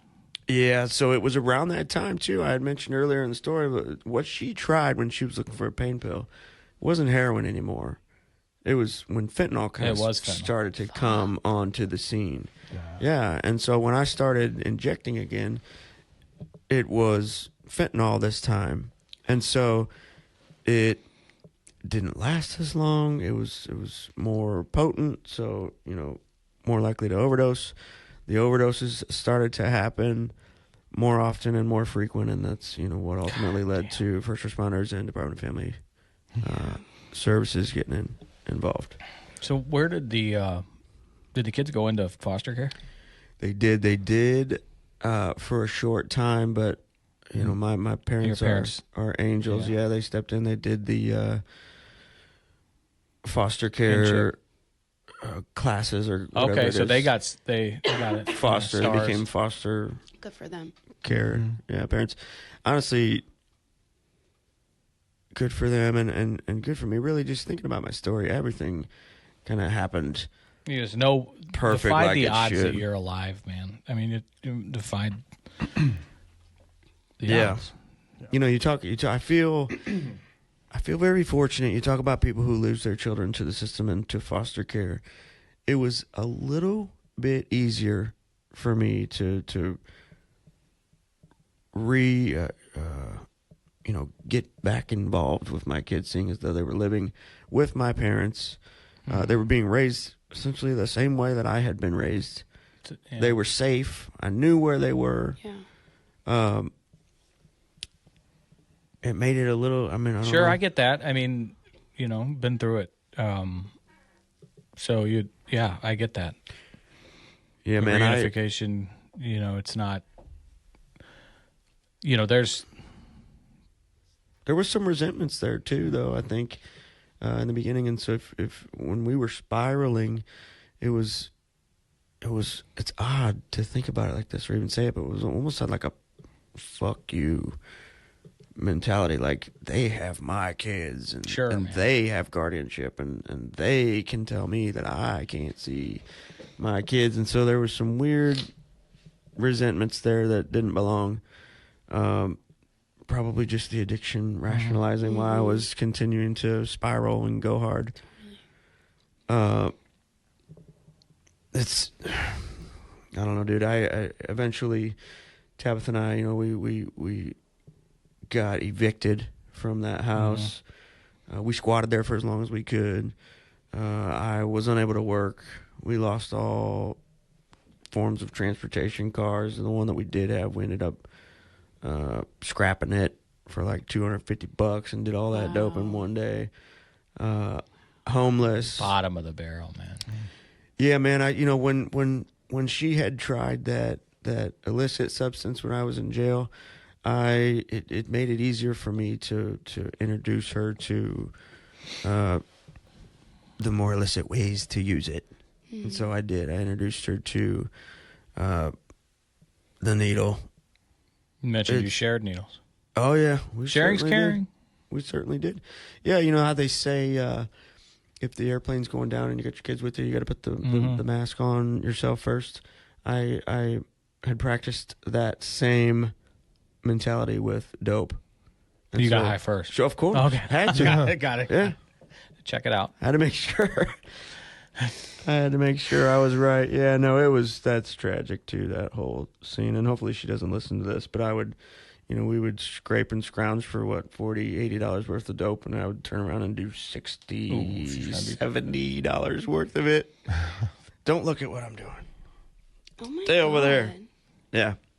And then give her just a little baby I taste. can't tell if I'm pissed for her or I'm happy for her. No, you're really struggling. I'm like, it's so unjust. And then I'm It like, is unjust. Yeah, she's it's fucking poison. Fuck. unjust. Here comes the pussy hat. I'm telling you, equality. Damn it, fucking men. Women never get anything first. Always getting screwed. Yeah, and 10% of what homeboy got.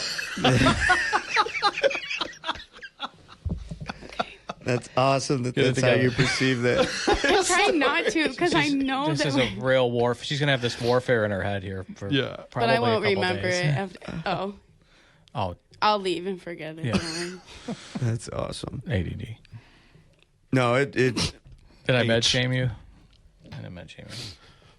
Like, you can keep talking. Sorry. Just because he talks doesn't mean you have to stop.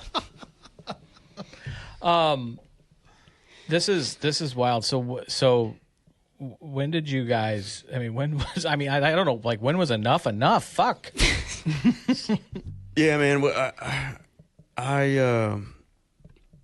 We had I don't know. I guess you could call it a trap house, or honestly, it was a friend. And oddly enough, it was someone who I knew from my church upbringing. He was a buddy. We dabbled in cocaine together in high school, and then I had graduated to methamphetamines, introduced him to them. Good friend. And then we were running down that road for a long time, and he was living in a house that had formerly belonged to his grandparents and had been paid for. So he worked for his dad, and it was just a very enabling situation. Anyways, yeah. He and I had gotten into it real bad, real bad, and I couldn't go around him. But she still could. And so she, in my opinion, had a safe place to be. And I was just going to be out here running and gunning in the streets, trying to make it work, and that didn't last long. I mean, I'm talking like days, like a week, maybe tops 2, somewhere in there. And I had come to that point where death by suicide was like, it made the very most sense. Like, I wasn't even hurting about it. I'm like, this is definitely what I should do. God damn, man. Yeah, dude, I was, without sharing too much of the nitty-gritty details and the others that were involved, law enforcement showed up on the scene because I was a clear and obvious potential harm to myself. And they cuffed me. They got all my paraphernalia and all my shit. And they basically gave me an option, as they always did. You can go to jail or you can go to a hospital. And I guess that's not fair to say they always did. They certainly didn't always do that, but they always gave me the jail option for sure. Yeah, right. That's on the But house. in this case, they offered, they were those CIT officers, which is the critical intervention team officers, who are trained to be more compassionate and knowledgeable about behavioral health. Yeah. That means they work with some social workers. Bro, I felt it, man. I do. I'll never forget it. Absolutely, it made a difference. It absolutely It's always did. MSW. Yeah. Yes. God bless you. They did, and I felt it. Like I said, I'm like, well, this is different. This feels different. They actually care. They want to know what my next steps are. They want to know what my plans are. They're not going to accept walk down the road with the shoes I have on as an answer.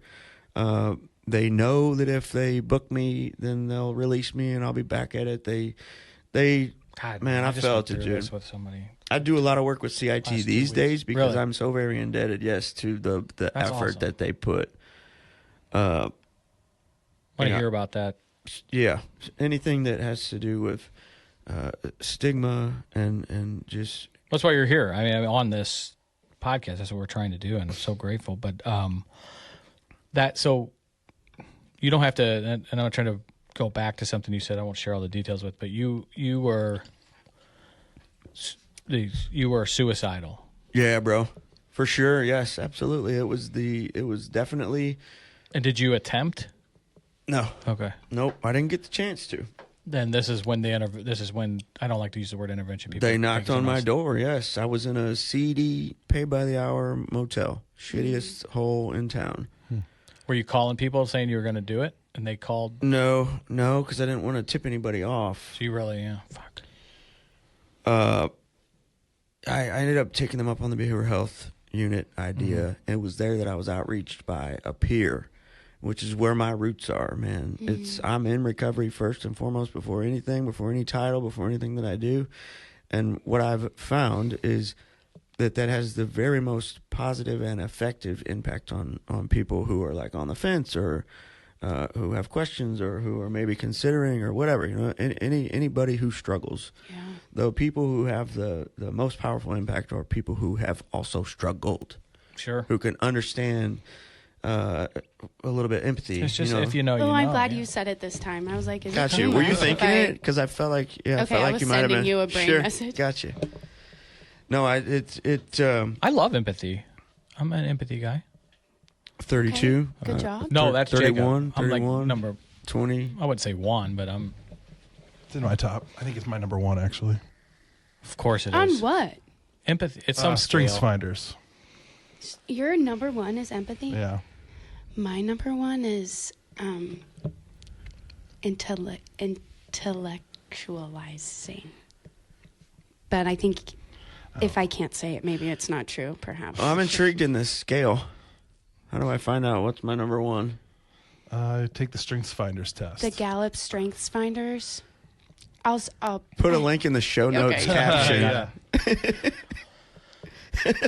So you, a peer came into the behavioral health unit. Yeah, man. And he sat down and he And when you say peer, that not everybody knows what you're talking about. So it's a person in recovery. yeah, it's a person in recovery, but he presented as a professional, and he came into a hospital. They let this guy come in.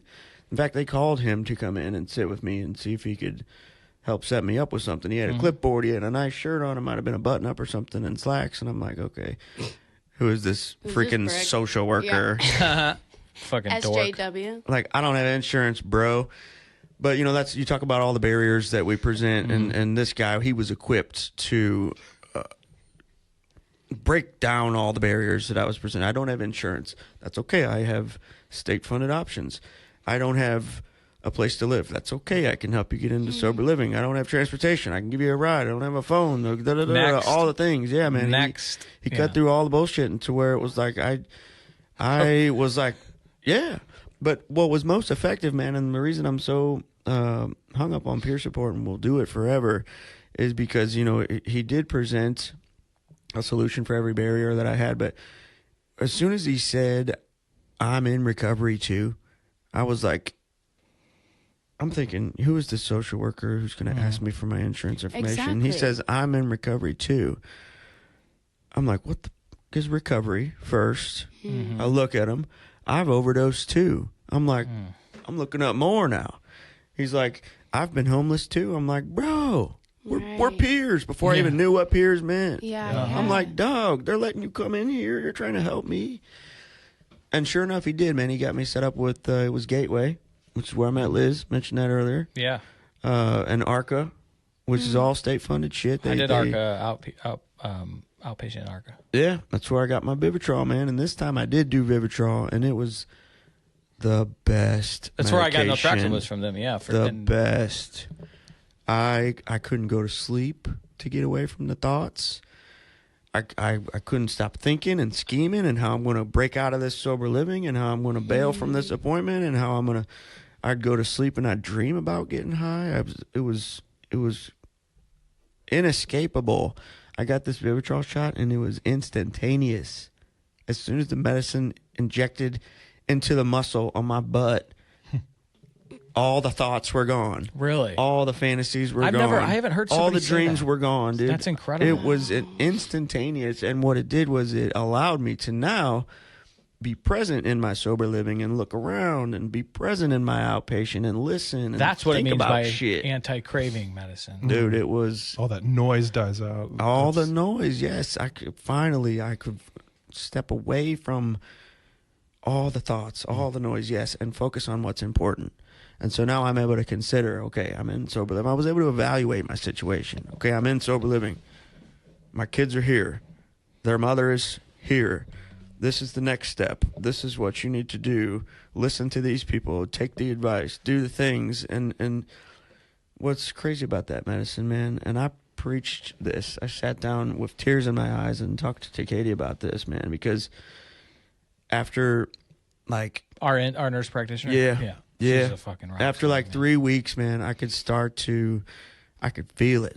I was like scheming and, you know, I would have a little thought and maybe a dream would come back. And so I talked to the provider at that time because I was on a 4-week schedule. I'm like, dude, I'm telling you. The last week's hell. Yeah, the last week, it's coming back to me and I'm considering it to be a good idea. He bumped me up to 3 weeks. And so I was on it every 3 weeks for about 9 doses, about 9 months. Really? And then what after the 9 months? Did you go to 4 weeks or did you After the 9 months, I had been observing and remember my initial encounter with peer support. 9 months of clean time now. I'm observing peers in the sober living environment and the peers at this ARCA and at this Gateway. And I'm like, dude, they are living a life that is attractive to me. I want that. How do I get that? Asking up questions. You find that you can pursue this certification and this training. I did that. And then ARCA was willing to give me 3 months supply of the naloxone, the naltrexone, once daily, and discharge me, and then hire me. Damn. Yes, so they hired do what? me. It was very entry level. It was administrative type, front desk stuff. Yeah. I was checking blood pressure and reading drug tests. Piss Yeah. tests. You get a passion for you just want to be in this community. Some of the most powerful shit, dude. Some people would sit down and I'd do their blood pressure, and now I'm the one that's dressed nice-ish. They had asked me and accused me of being like... He ain't wearing no khaki pants. He said, I was wearing khakis, bro, and polos, and I You had felt them good, tucked too. in. He said, look at me at my job. I look like a social worker. I did, bro. some of them had asked me, some of the clients there, and it had happened more than once, if I was a nurse or if I was a doctor. I'm like, bro. Depends who's asking. I was sitting in that chair, dog, like 6 months ago, and then I saw the look on their face. Yeah. It was the same look that I gave that motherfucker that was sitting in the chair across from me. They were like, Right, the difference between like shame and understanding. Stigma, bro. I could see it in real time. It's the most powerful shit. It just lifts. The wokies call it feeling seen. Oh, is that what they call it? It's beautiful, isn't it? Settle down. Jeff, it's us. I know. They're talking about us. I like to feel seen. Of course you do. I Who believe doesn't? that about you. Yeah. Yeah, you do. A lot. I like to feel seen a lot. Yeah. It's called feeling The most seen, man. even. Then the pursuit became, how can I make a bigger impact? So you started at ARCA? ARCA. What year? You might have been 2008. testing my piss. Isn't that sweet? That's very romantic. 18, No. 19, 4 years in. something like that. Yeah, I dropped once a week at ARCA in South City, Lansdowne. And I was at the one on Olive. I tried banging the therapist there, sent her flowers, boundaries. I started getting feeling back. She was hot. Sure. She had a sob. She had a real, like, she I was going hate through some medical shit, so I was really feeling for her. Well, sometimes that works. Am I assuming that it didn't work? No, she did not respond to my letter. Okay. She has boundaries, is what. Maybe even like ethical. Yeah, right. No, it's legal. like complete, like, Ethical standards, yeah. I sent her flowers and I wrote her a nice card. And I was like 3 months out of inpatient. She's, yeah. You're like, I'm ready for this. Right. Do you want to move in together? Feeling yourself? In Can your I house? sleep on your couch? Right. name is- I actually don't have. Her name was Bless Jenny. you. It was so good. She ran a great group, man. Thanks, Jenny. Fuck. Where's she Shout at out, now? Jenny. I don't know. I'm not that big I'm of a- glad you don't know. He knows. Saving lives, He baby. knows. Hopefully still saving lives. Get her a job here. Me first. What the fuck? You would kidding. be working for Jacob, who loves you and you think hates you. It's every other boss I've had. Not true. It's Not Ashley. Fears that it's true. Ashley loves Ashley you. was my supporter, supervisor, if you will. There's no one I would rather have supporting Ashley me than just texted Ashley. us, Zoe. It's true. Us. We have a text thread, and it's me, Chris, and Ashley. Oh, that's And cool. So you get to see it like once a day. Oh my maybe. God! I just pulled it up and your cheerleading picture came up. That sounds really bad. No, Versus you're how right. No. all the Yeah. Sorry. I was 9 That's right. and ugly. You showed me that picture. Yeah, I like to be very upfront with my You were dirty a beautiful laundry. kid. You were a sweet little You're a child of God. Thank you, Jeff. Anyway, May not have been on top of the pyramid. Sorry, I'm just kidding. That's horrible. You just body shamed a 9-year-old. No, I didn't. my doctor told me I had Dunlap disease when I was What is like that? 5. I've heard of this. I haven't. You want to share? Is that where your tummy done lapped over your belt? I thought that was a dicky do, but Same thing, but that's for men. That's for men. Yeah. Yeah, for 9-year-olds, they could just call it Dunlap. I don't know. I've never heard my mom scream so loud. Like at angrily? someone. Yeah, she was like, Zoe, leave the room. yeah. And she ripped True. that fucker. Good for to your mom. Good for your mom, Yeah. yeah. She wouldn't tell me for years. Do you Your know mom's what a Dicky Do badass. is? Yes. And no. I was agreeing with him, but I don't know what that is. Yeah. Chris, where your tummy sticks out further than your dicky do. It's the same as, Dicky do? Is that same as Dunlap. That's just the male version. different? For the record, I don't have a dicky do. For the record, Let me suck nobody it. asked. Let me suck it. I might have a very large belly, but I don't have a Dicky Let me Do, suck if it. you know what I'm saying. Guys, stop. Does anyone want to sponsor this? Blue Chew. Chew it and do it. Oh, This episode not brought to you by Blue Chew. Iggy created that slogan, by the way. For Blue Chew? Yeah, they sponsored Blue Chew, and he created that. Viagra. It's like a chewable Viagra, and he would say, "Chew it and do it." And now they have it. Now they use it as like their national slogan. I bet he didn't see a dime either. I mean, no. Poor Iggy. He can't It's wait always to meet poor you. Iggy. Can we get back I keep to hearing Jakey? that. We're Wednesday Dolce Coffee. You gonna be there? I honestly am. Are you going there? That's where I go there all the time for coffee. I go there all the time for coffee now. They have fast-ass wireless. Anyway. This is way off topic. Sorry, Jakey. No, it's okay. Are they going to sponsor? I mean, they No. No, Shit. unless we start hosting on the hill. They should. All right, little brainstorm later. No. So It you became for me, how can you I worked make at a bigger Arca. impact? Yeah. how and where? But I think it's an important part of the story. Where's Tabitha while you're in sober living and while Yeah, you're man. getting your Vivitrol shots? Yes. So when I ended up at the behavioral health unit, the guy that had outreached me, that peer that I mentioned, he was part of the EPIC project, and EPIC stands for, it's an acronym, Engaging People in Care Coordination, 2Cs. They sent peers out to hospitals to meet with people who were struggling with opioids, and then they could get them set up with next day appointments for MAT and other resources that Wow. were state funded. Yeah, it still exists. When I went to Gateway, I went to Arca, I moved into Recovery House of St. Louis.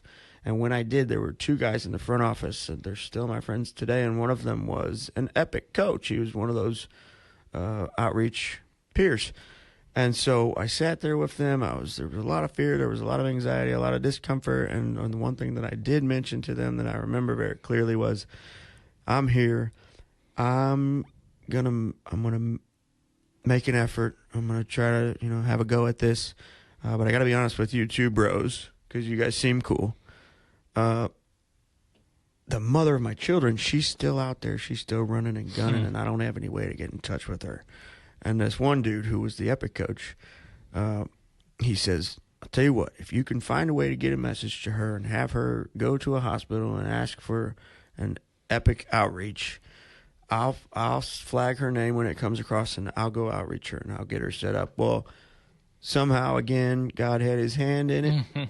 I was able to, I don't remember even how now at this point that I got the message to her, whether it was through her sister or what. She ended up at a hospital. He ended up outreaching her. She went kicking and screaming the whole way. She got to Preferred Family Health Care and Haven House, which is a sober living for women. And so we started down these paths to recovery, two separate paths, somewhat parallel, and we were going to do the damn thing. And sober living for women, I understand, and if I was to have to assume too, would probably say this is a lot more cutthroat. It's a lot more. It's not as comfortable. Women don't get along as You can say it. much. She's not going to throw a fucking latte at you.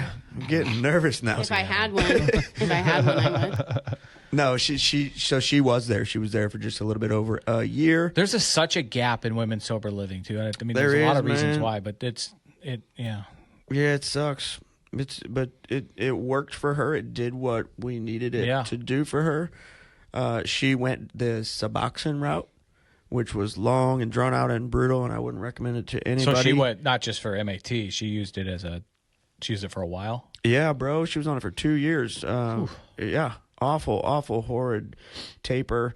Towards the end, she was on just a little speck of a flake of a sublingual strip, and it was just awful. It was horrible. I support MAT. I support Suboxone. I think it's probably best utilized, though, in an inpatient setting and for a short amount of time where you can taper off rapidly.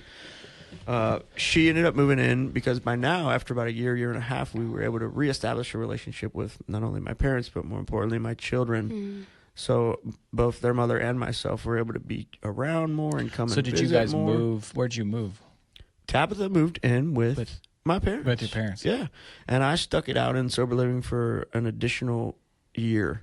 God, man, good for you. Yeah. I mean, now going from the guy that was telling somebody that they don't like needles so they don't have to take Vivitrol to now electing. I mean, this is a totally different mindset of a human being, of wanting it versus not wanting it. Yeah, man. I mean, it's, it became more to me. You hear about, like, you got these chores to do, and you got this little. It's like at first you're like, "What, dude? I'm not gonna clean that toilet. That seems crazy." But I learned more about it. It's more. There's more to it than the chore itself. It's about doing what you say you're gonna do when you say you're gonna do it. It's about learning new life skills. It's about integrity and all these things. And I read. Like completely rebuilding self-esteem. I mean, absolutely, man. And I still was applying that, that influence, that peer support. And so now I'm like, guys are coming in on their first day and first week, and I was starting to kind of help around the sober living and with, like, I don't know, call them managerial tasks and holding other guys accountable. Showing them a better way. Exactly. And not only telling them what, but also like how and why. Like, this is why we're doing this. Like, bro, I don't care if you sweep the floor, dog. But if you don't sweep the floor, that's, to me, in my position, holding you accountable, that's the first sign that you're slipping. And if you're slipping on the floor, what the hell else next are you going to be slipping on? You're going to miss your appointment. You're going to miss your medication. You're going to be out using what's. I'm not making any accusations, but there's always a trend with people like us.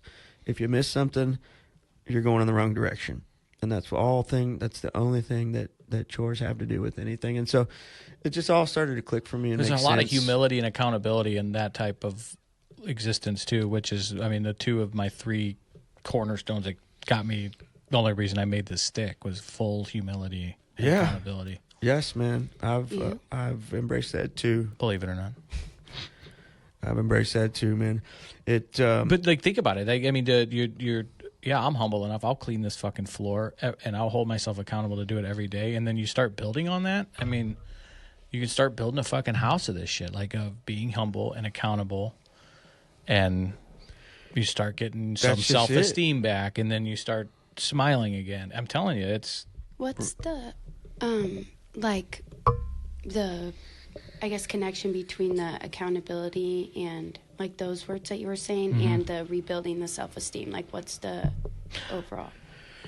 Well, so there's a lot of, like, empowerment that came along with it, right? And so you're doing the next right thing, and once you start to show, I guess you could say, prove some level of integrity, then all of a sudden what happened to me, the way it worked out for me, was the house manager was leaving on a trip, and it was a big house. It was the intake house, and it was my first experience with empowerment. But he's like, "Hey, Jake, man, I see the way you moved, bro, for the first 2 or 3 weeks that you've been here. I got a lot of respect for you. Do me a favor, Jake, and keep an eye on things while I'm gone." That was all he said. God, man. That was all he said. He didn't task me with anything specific. I just heard it as, I trust you. And I'm like, dang, dude. And so you talk about confidence. At that point, I'm like, bro, I'm gonna show him. You're starting at 0 or less than so when we're rebuilding this, Zoe, it's nobody hates you more than yourself at this point. By the time you get to this point, and there is no self-worth, none whatsoever. No. So starting from scratch, you got to say, I can only control what I can control, and that's, I'm gonna sweep this floor. I'm not gonna drink today. I'm gonna show up and continue to show up. And I'm going to be at that meeting in a couple hours. I'm going to do these things. And I'm humble enough to do this work and to fucking listen to people that now Jake's in, that's done it for 9 months, a year back then. For the newcomers that come in, I'm going to be humble enough to know I don't know shit about fuck, and I'm going to listen to these guys. Cause those are the people that it works for. Yeah. Okay. And it's a complete restoration from, like, you rebuild the whole house from the ground up, because we hate ourselves. Nobody hates us worse than ourselves. Nobody trusts us anymore. We don't trust ourselves, and it's just how you get out of shame. Yeah, I don't know any other way. I got a lot of inspiration from those that had done it before me. I got a lot of inspiration. You see it working. It's, I've sometimes referred to it as like a recovery envy.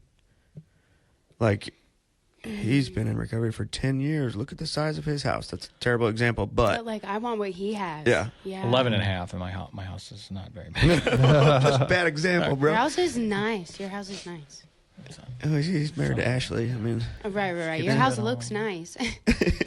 If we left the 2 dogs out of their crates and left the house for 1 hour, the house would be a pile of rubble. And no pillows left. None.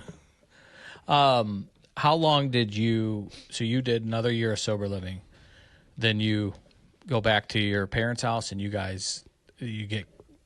Your kids, you guys get that all solved with the courts getting reunified? Or yeah, so I mean, back? so all the while. So if I'm hanging there for another year and Tabitha's living there, we're really getting a lot further along and kind of establishing that family unit, that structure, that family dynamic. Dad maybe doesn't live here, and mom lives with us, and we're living in grandma and grandpa's house, and this doesn't seem normal or perfect, but things are getting closer to perfect. And so I'm coming around a lot more often. We're doing holidays and things like that, and we're being present, and maybe we're picking them up from school once in a while, or daycare back then, but it was all kind of moving in the right direction. I had worked at ARCA for I think it was around about a year, and I needed to I wanted to pursue that EPIC, that peer support, that outreach guy. I wanted to do that because those were the guys that were driving around. They had tattooed sleeves. They were more successful than me. Again, so maybe call it recovery envy. I needed 2 years clean, though.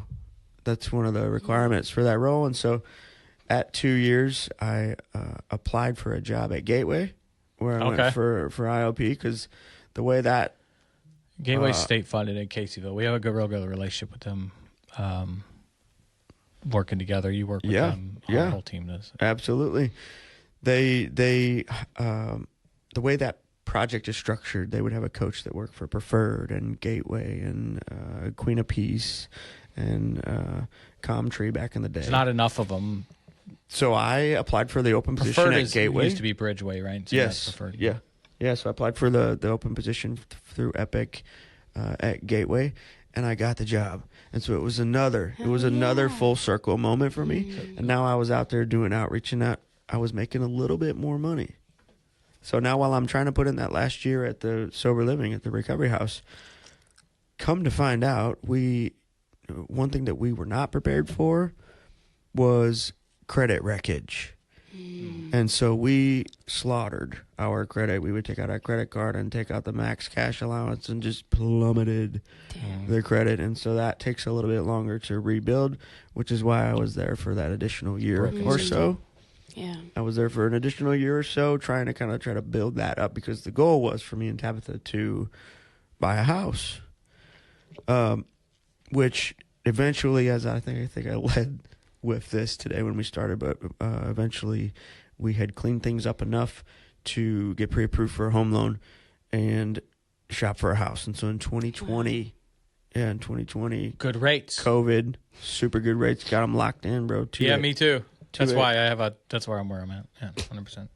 We got it, man. We did it. We did the damn thing, and so we got this house. Yes, and so I moved out of recovery house. I was working for EPIC. It's funny because when I first got that job with EPIC, I was making $19 an hour or so, give or take, something like that. And I thought, I made it. Yeah. I made it. This is the top. This is the peak pinnacle of my career. I'm good. But what happened was I started to kind of run into some compassion fatigue, and because I was self-aware, I'm like, okay, I need to wiggle things around. I need to make things shake. I need to do it responsibly because now I'm a homeowner, and we have the kids and responsibilities and dependents even. And so I did. I looked for something. I found something. It was an online peer support gig. It's another long story we won't get into, but it was cool, and it worked for about 6 months. Before I had moved out of sober living, though, I had Tabitha and I got engaged, and so we had a COVID wedding. We had a COVID wedding in July of... Who did that fucking... Why? It was I didn't know you back then, bro. It was a long time. Wasn't it beautiful? Maybe we'll go to a beach and renew our vows. We've talked about it. I'll be there. Yeah. You guys were in Hawaii recently. Yes. Motherfuckers. Yeah, man. Hawaii is one of our favorite destinations. I won't even charge you. So nowadays we like to travel. Just the trip. I love that for you. We like to travel. We like beaches. So you got married during COVID, huh? Yeah, which is cool, man. It worked out great. The pastor of my parents' church at the time. Did you guys have to wear masks? Nope. Just kidding. No, we. 2021. It was 2020. Yeah. Wow. Oh gosh, I really hope my wife doesn't listen to this. No shit. And if that, we used shared needles, but she better not forget. Your title's some brain fog. I think she's still gonna be hung up on you fucking screwing her out of that dope share that you had. That was always mad about. Oh my god.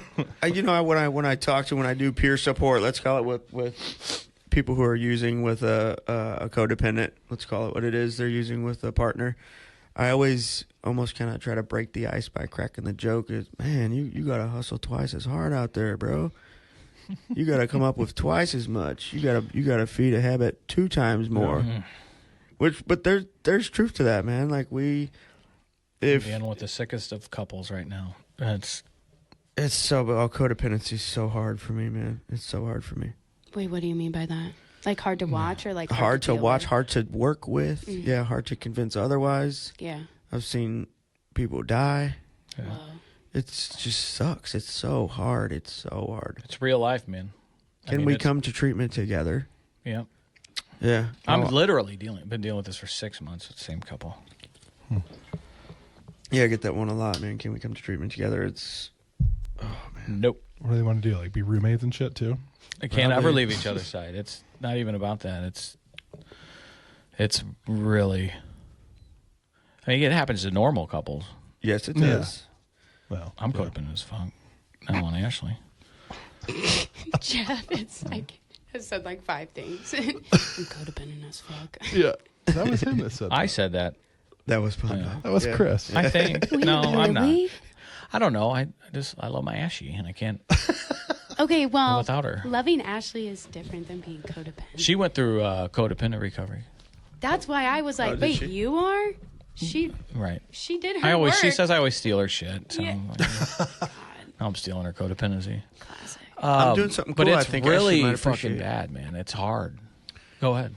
I was going to say, I'm doing something cool. I didn't tell you about this the other day that I think Ashley would really appreciate. And we really ought to get together and sit down for dinner because I think I would entertain her for a while. There's this like how? healthy brain with intellectualism. Jesus Christ. Intellectualism. I was hearing myself fuck up saying it, and I'm trying to visualize the letters, and they're spinning, and I'm like, it was blue. Nothing makes sense. There's this big study on a national scale, National Institutes for Health, NIH, and I remember when that it's across like 25 or 26 different schools or universities, and so the closest one here is Washington University, and they're doing this. Fuck, here Go we go. Bears. Brown school So nerd over sorry here. that we don't pay our taxes. It's dark. What have I triggered? They're doing a cool study, man. It's with they call it Healthy Brain and Child Development Study. Really? And it's very large scale, and it lasts 10 years, and they follow children from the womb. Yeah, thanks. She just graduated from WashU. Longitudinal Brown School. research study. Yeah, you could probably read this stuff better than me. So for the past couple of years, I've volunteered some time to be on a community advisory board. So what they're doing is they have to recruit these people. So if you're pregnant, they want to start doing the scans and the things while the baby's in the womb, and then they want to follow them for 10 years. And so there's a lot that goes into it, and there's they compensate for their time and stuff like that. But they're showing a particular interest in people who use substances, and so anything from like nicotine all the way up to like methamphetamines and, and heroin and fentanyl. Yeah, and so they have programs over at WashU even where they do support and resources for pregnant women who are addicted to substances. And so naturally, as you can imagine, a lot of those women find themselves in that study. There's a whole lot more to it, but I've volunteered some time on a community advisory board. this consortium, am I saying that right? No, but that's okay. Consortium, I don't fucking the know. Wash U, the Wash U location I of don't the know study. either, actually. They have their community advisory board, and then there's like these 25 or so other schools across the country, and what they are doing is a national advisory board.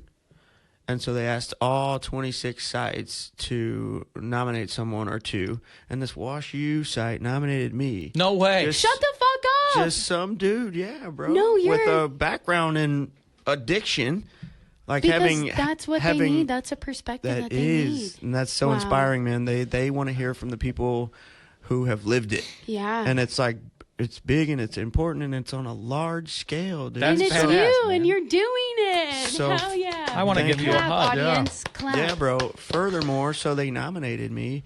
This national advisory board, they fucking picked me, bro.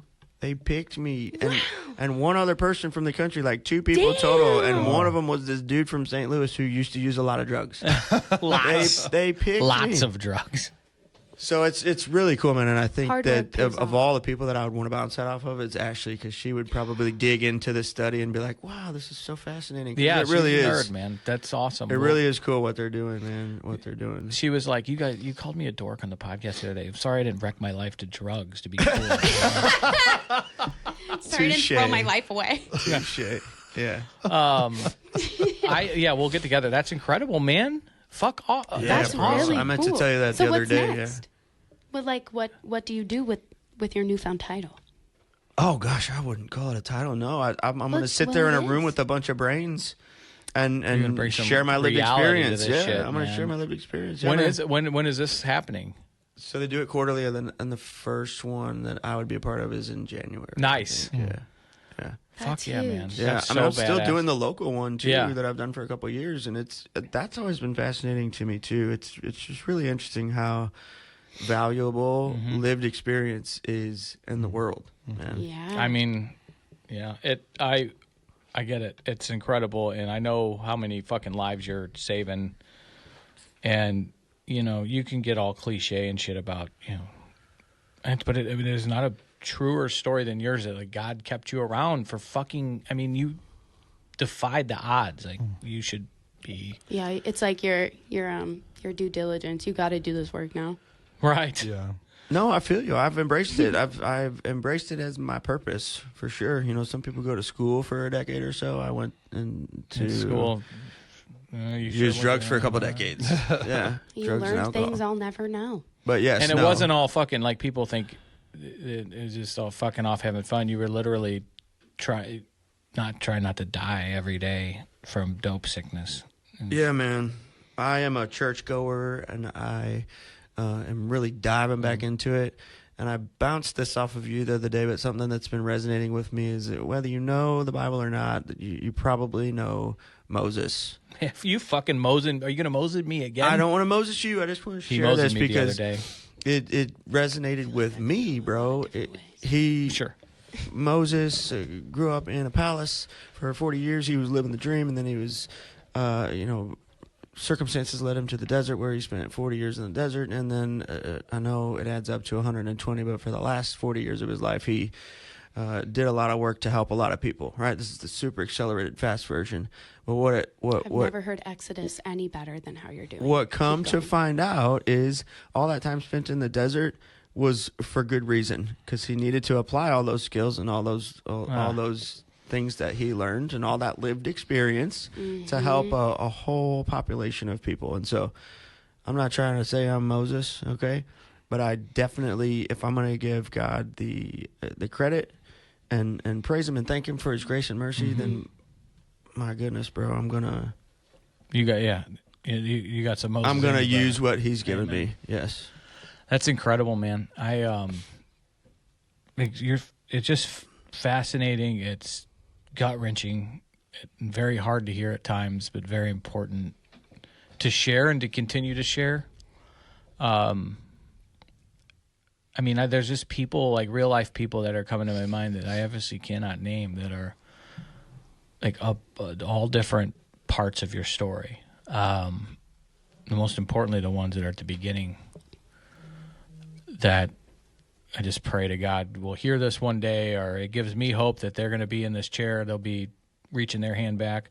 One of the things I try to tell each person that I'm talking with that's at rock bottom or nearing there is how bright their light can be on the other side of this. And do what you're doing, helping people that are hopeless, that are broken to every crumb of existence with no self-esteem or self-worth left intact, and you're able to help them restore that. Yeah, that's Moses shit. Without a doubt. Yeah, you said something there that, I think that as bad of people as we are capable of being in active addiction, of all the horrible things that we are capable of doing, and many of us have done, I think the ones that are able to experience that humility and apply it to growth and recovery, those are the ones that are able to make the biggest impact. Those are you're able to be just as strong on the good side, I guess. Rubber band, bro. Yeah. Yeah. It goes just as far the other way. Yeah. Scary and so encouraging. That's what they told me when they diagnosed me with bipolar. Oh. The true rubber band. Anyway, sorry, that's where What I got goes that. up must come down. And the rubber band goes back into the middle. We stabilize, but it does snap sometimes, and that's why. Ooh. Rubber bands. There you go. Anyway. Thanks for sharing. Let us pray. Oh my God, Jeff! What? So does that mean you lied twice last week? Oh, What the fuck are you never talking mind. I about? don't know what she's talking Never about. mind. Jake, Tabitha, thank you. I'm thankful for her. That's fair. Yeah. I'm thankful for her part in this story that you're vulnerable enough to share. I love you to death, man. This was awesome. yeah, fascinating Yes. shit. Would she ever come on? Please. No, I doubt it. Okay. I doubt it. She would hang out with you for sure, but yeah, you Yeah. put headphones on her or a microphone or something, and Fair. Secretly record. We could do that. yeah, we made they made like a documentary style film, kind of like an Yeah, impact yeah, I statement. remember that. Of what? And of me, kind Yeah. of. You're a movie star? I mean, I wouldn't say that. Oh Well, gosh, I would. I watched keep it going. today. did you? Yeah. Powerful shit, right? Yeah, it is. I actually know Megan. Oh, do you? Yeah, yeah. She So- was just here dropping somebody off. Was she? Yeah. I know her really well. Yeah. Well, I used to. She's become a dear friend of mine. Yeah. And so I do a lot of like community work groups. Yeah. Any way that I can share some insight or offer some insight. Mm-hmm. And I walked into one, and she was sitting in there, and she's the type to fight hard. Megan, the gal that we did that film with, she was sitting in there. She fights real hard, and she wasn't making any ground. And then I walked in, and I offered up the perspective of a person with lived experience, and we connected from Nice. across the room. She's like, "That's my dude right there. That's Yeah. my people." Yeah. And so sure enough, we had a conversation afterwards. We met up. We hit it off, and ever since we've been trying to make as much of an impact as we can, man. Yeah. I love it, man. What's her organization called? Sacred Spaces of Care. That's right. Yeah. Yeah, and she's a hustler, dude. She has for a couple Could you put them in the show notes? Yeah. Yeah, they're great. for a couple years now, several maybe even. She's been hustling like hell, trying to come up with funding and really make some waves and have a positive impact in the Alton, Illinois Yeah. community.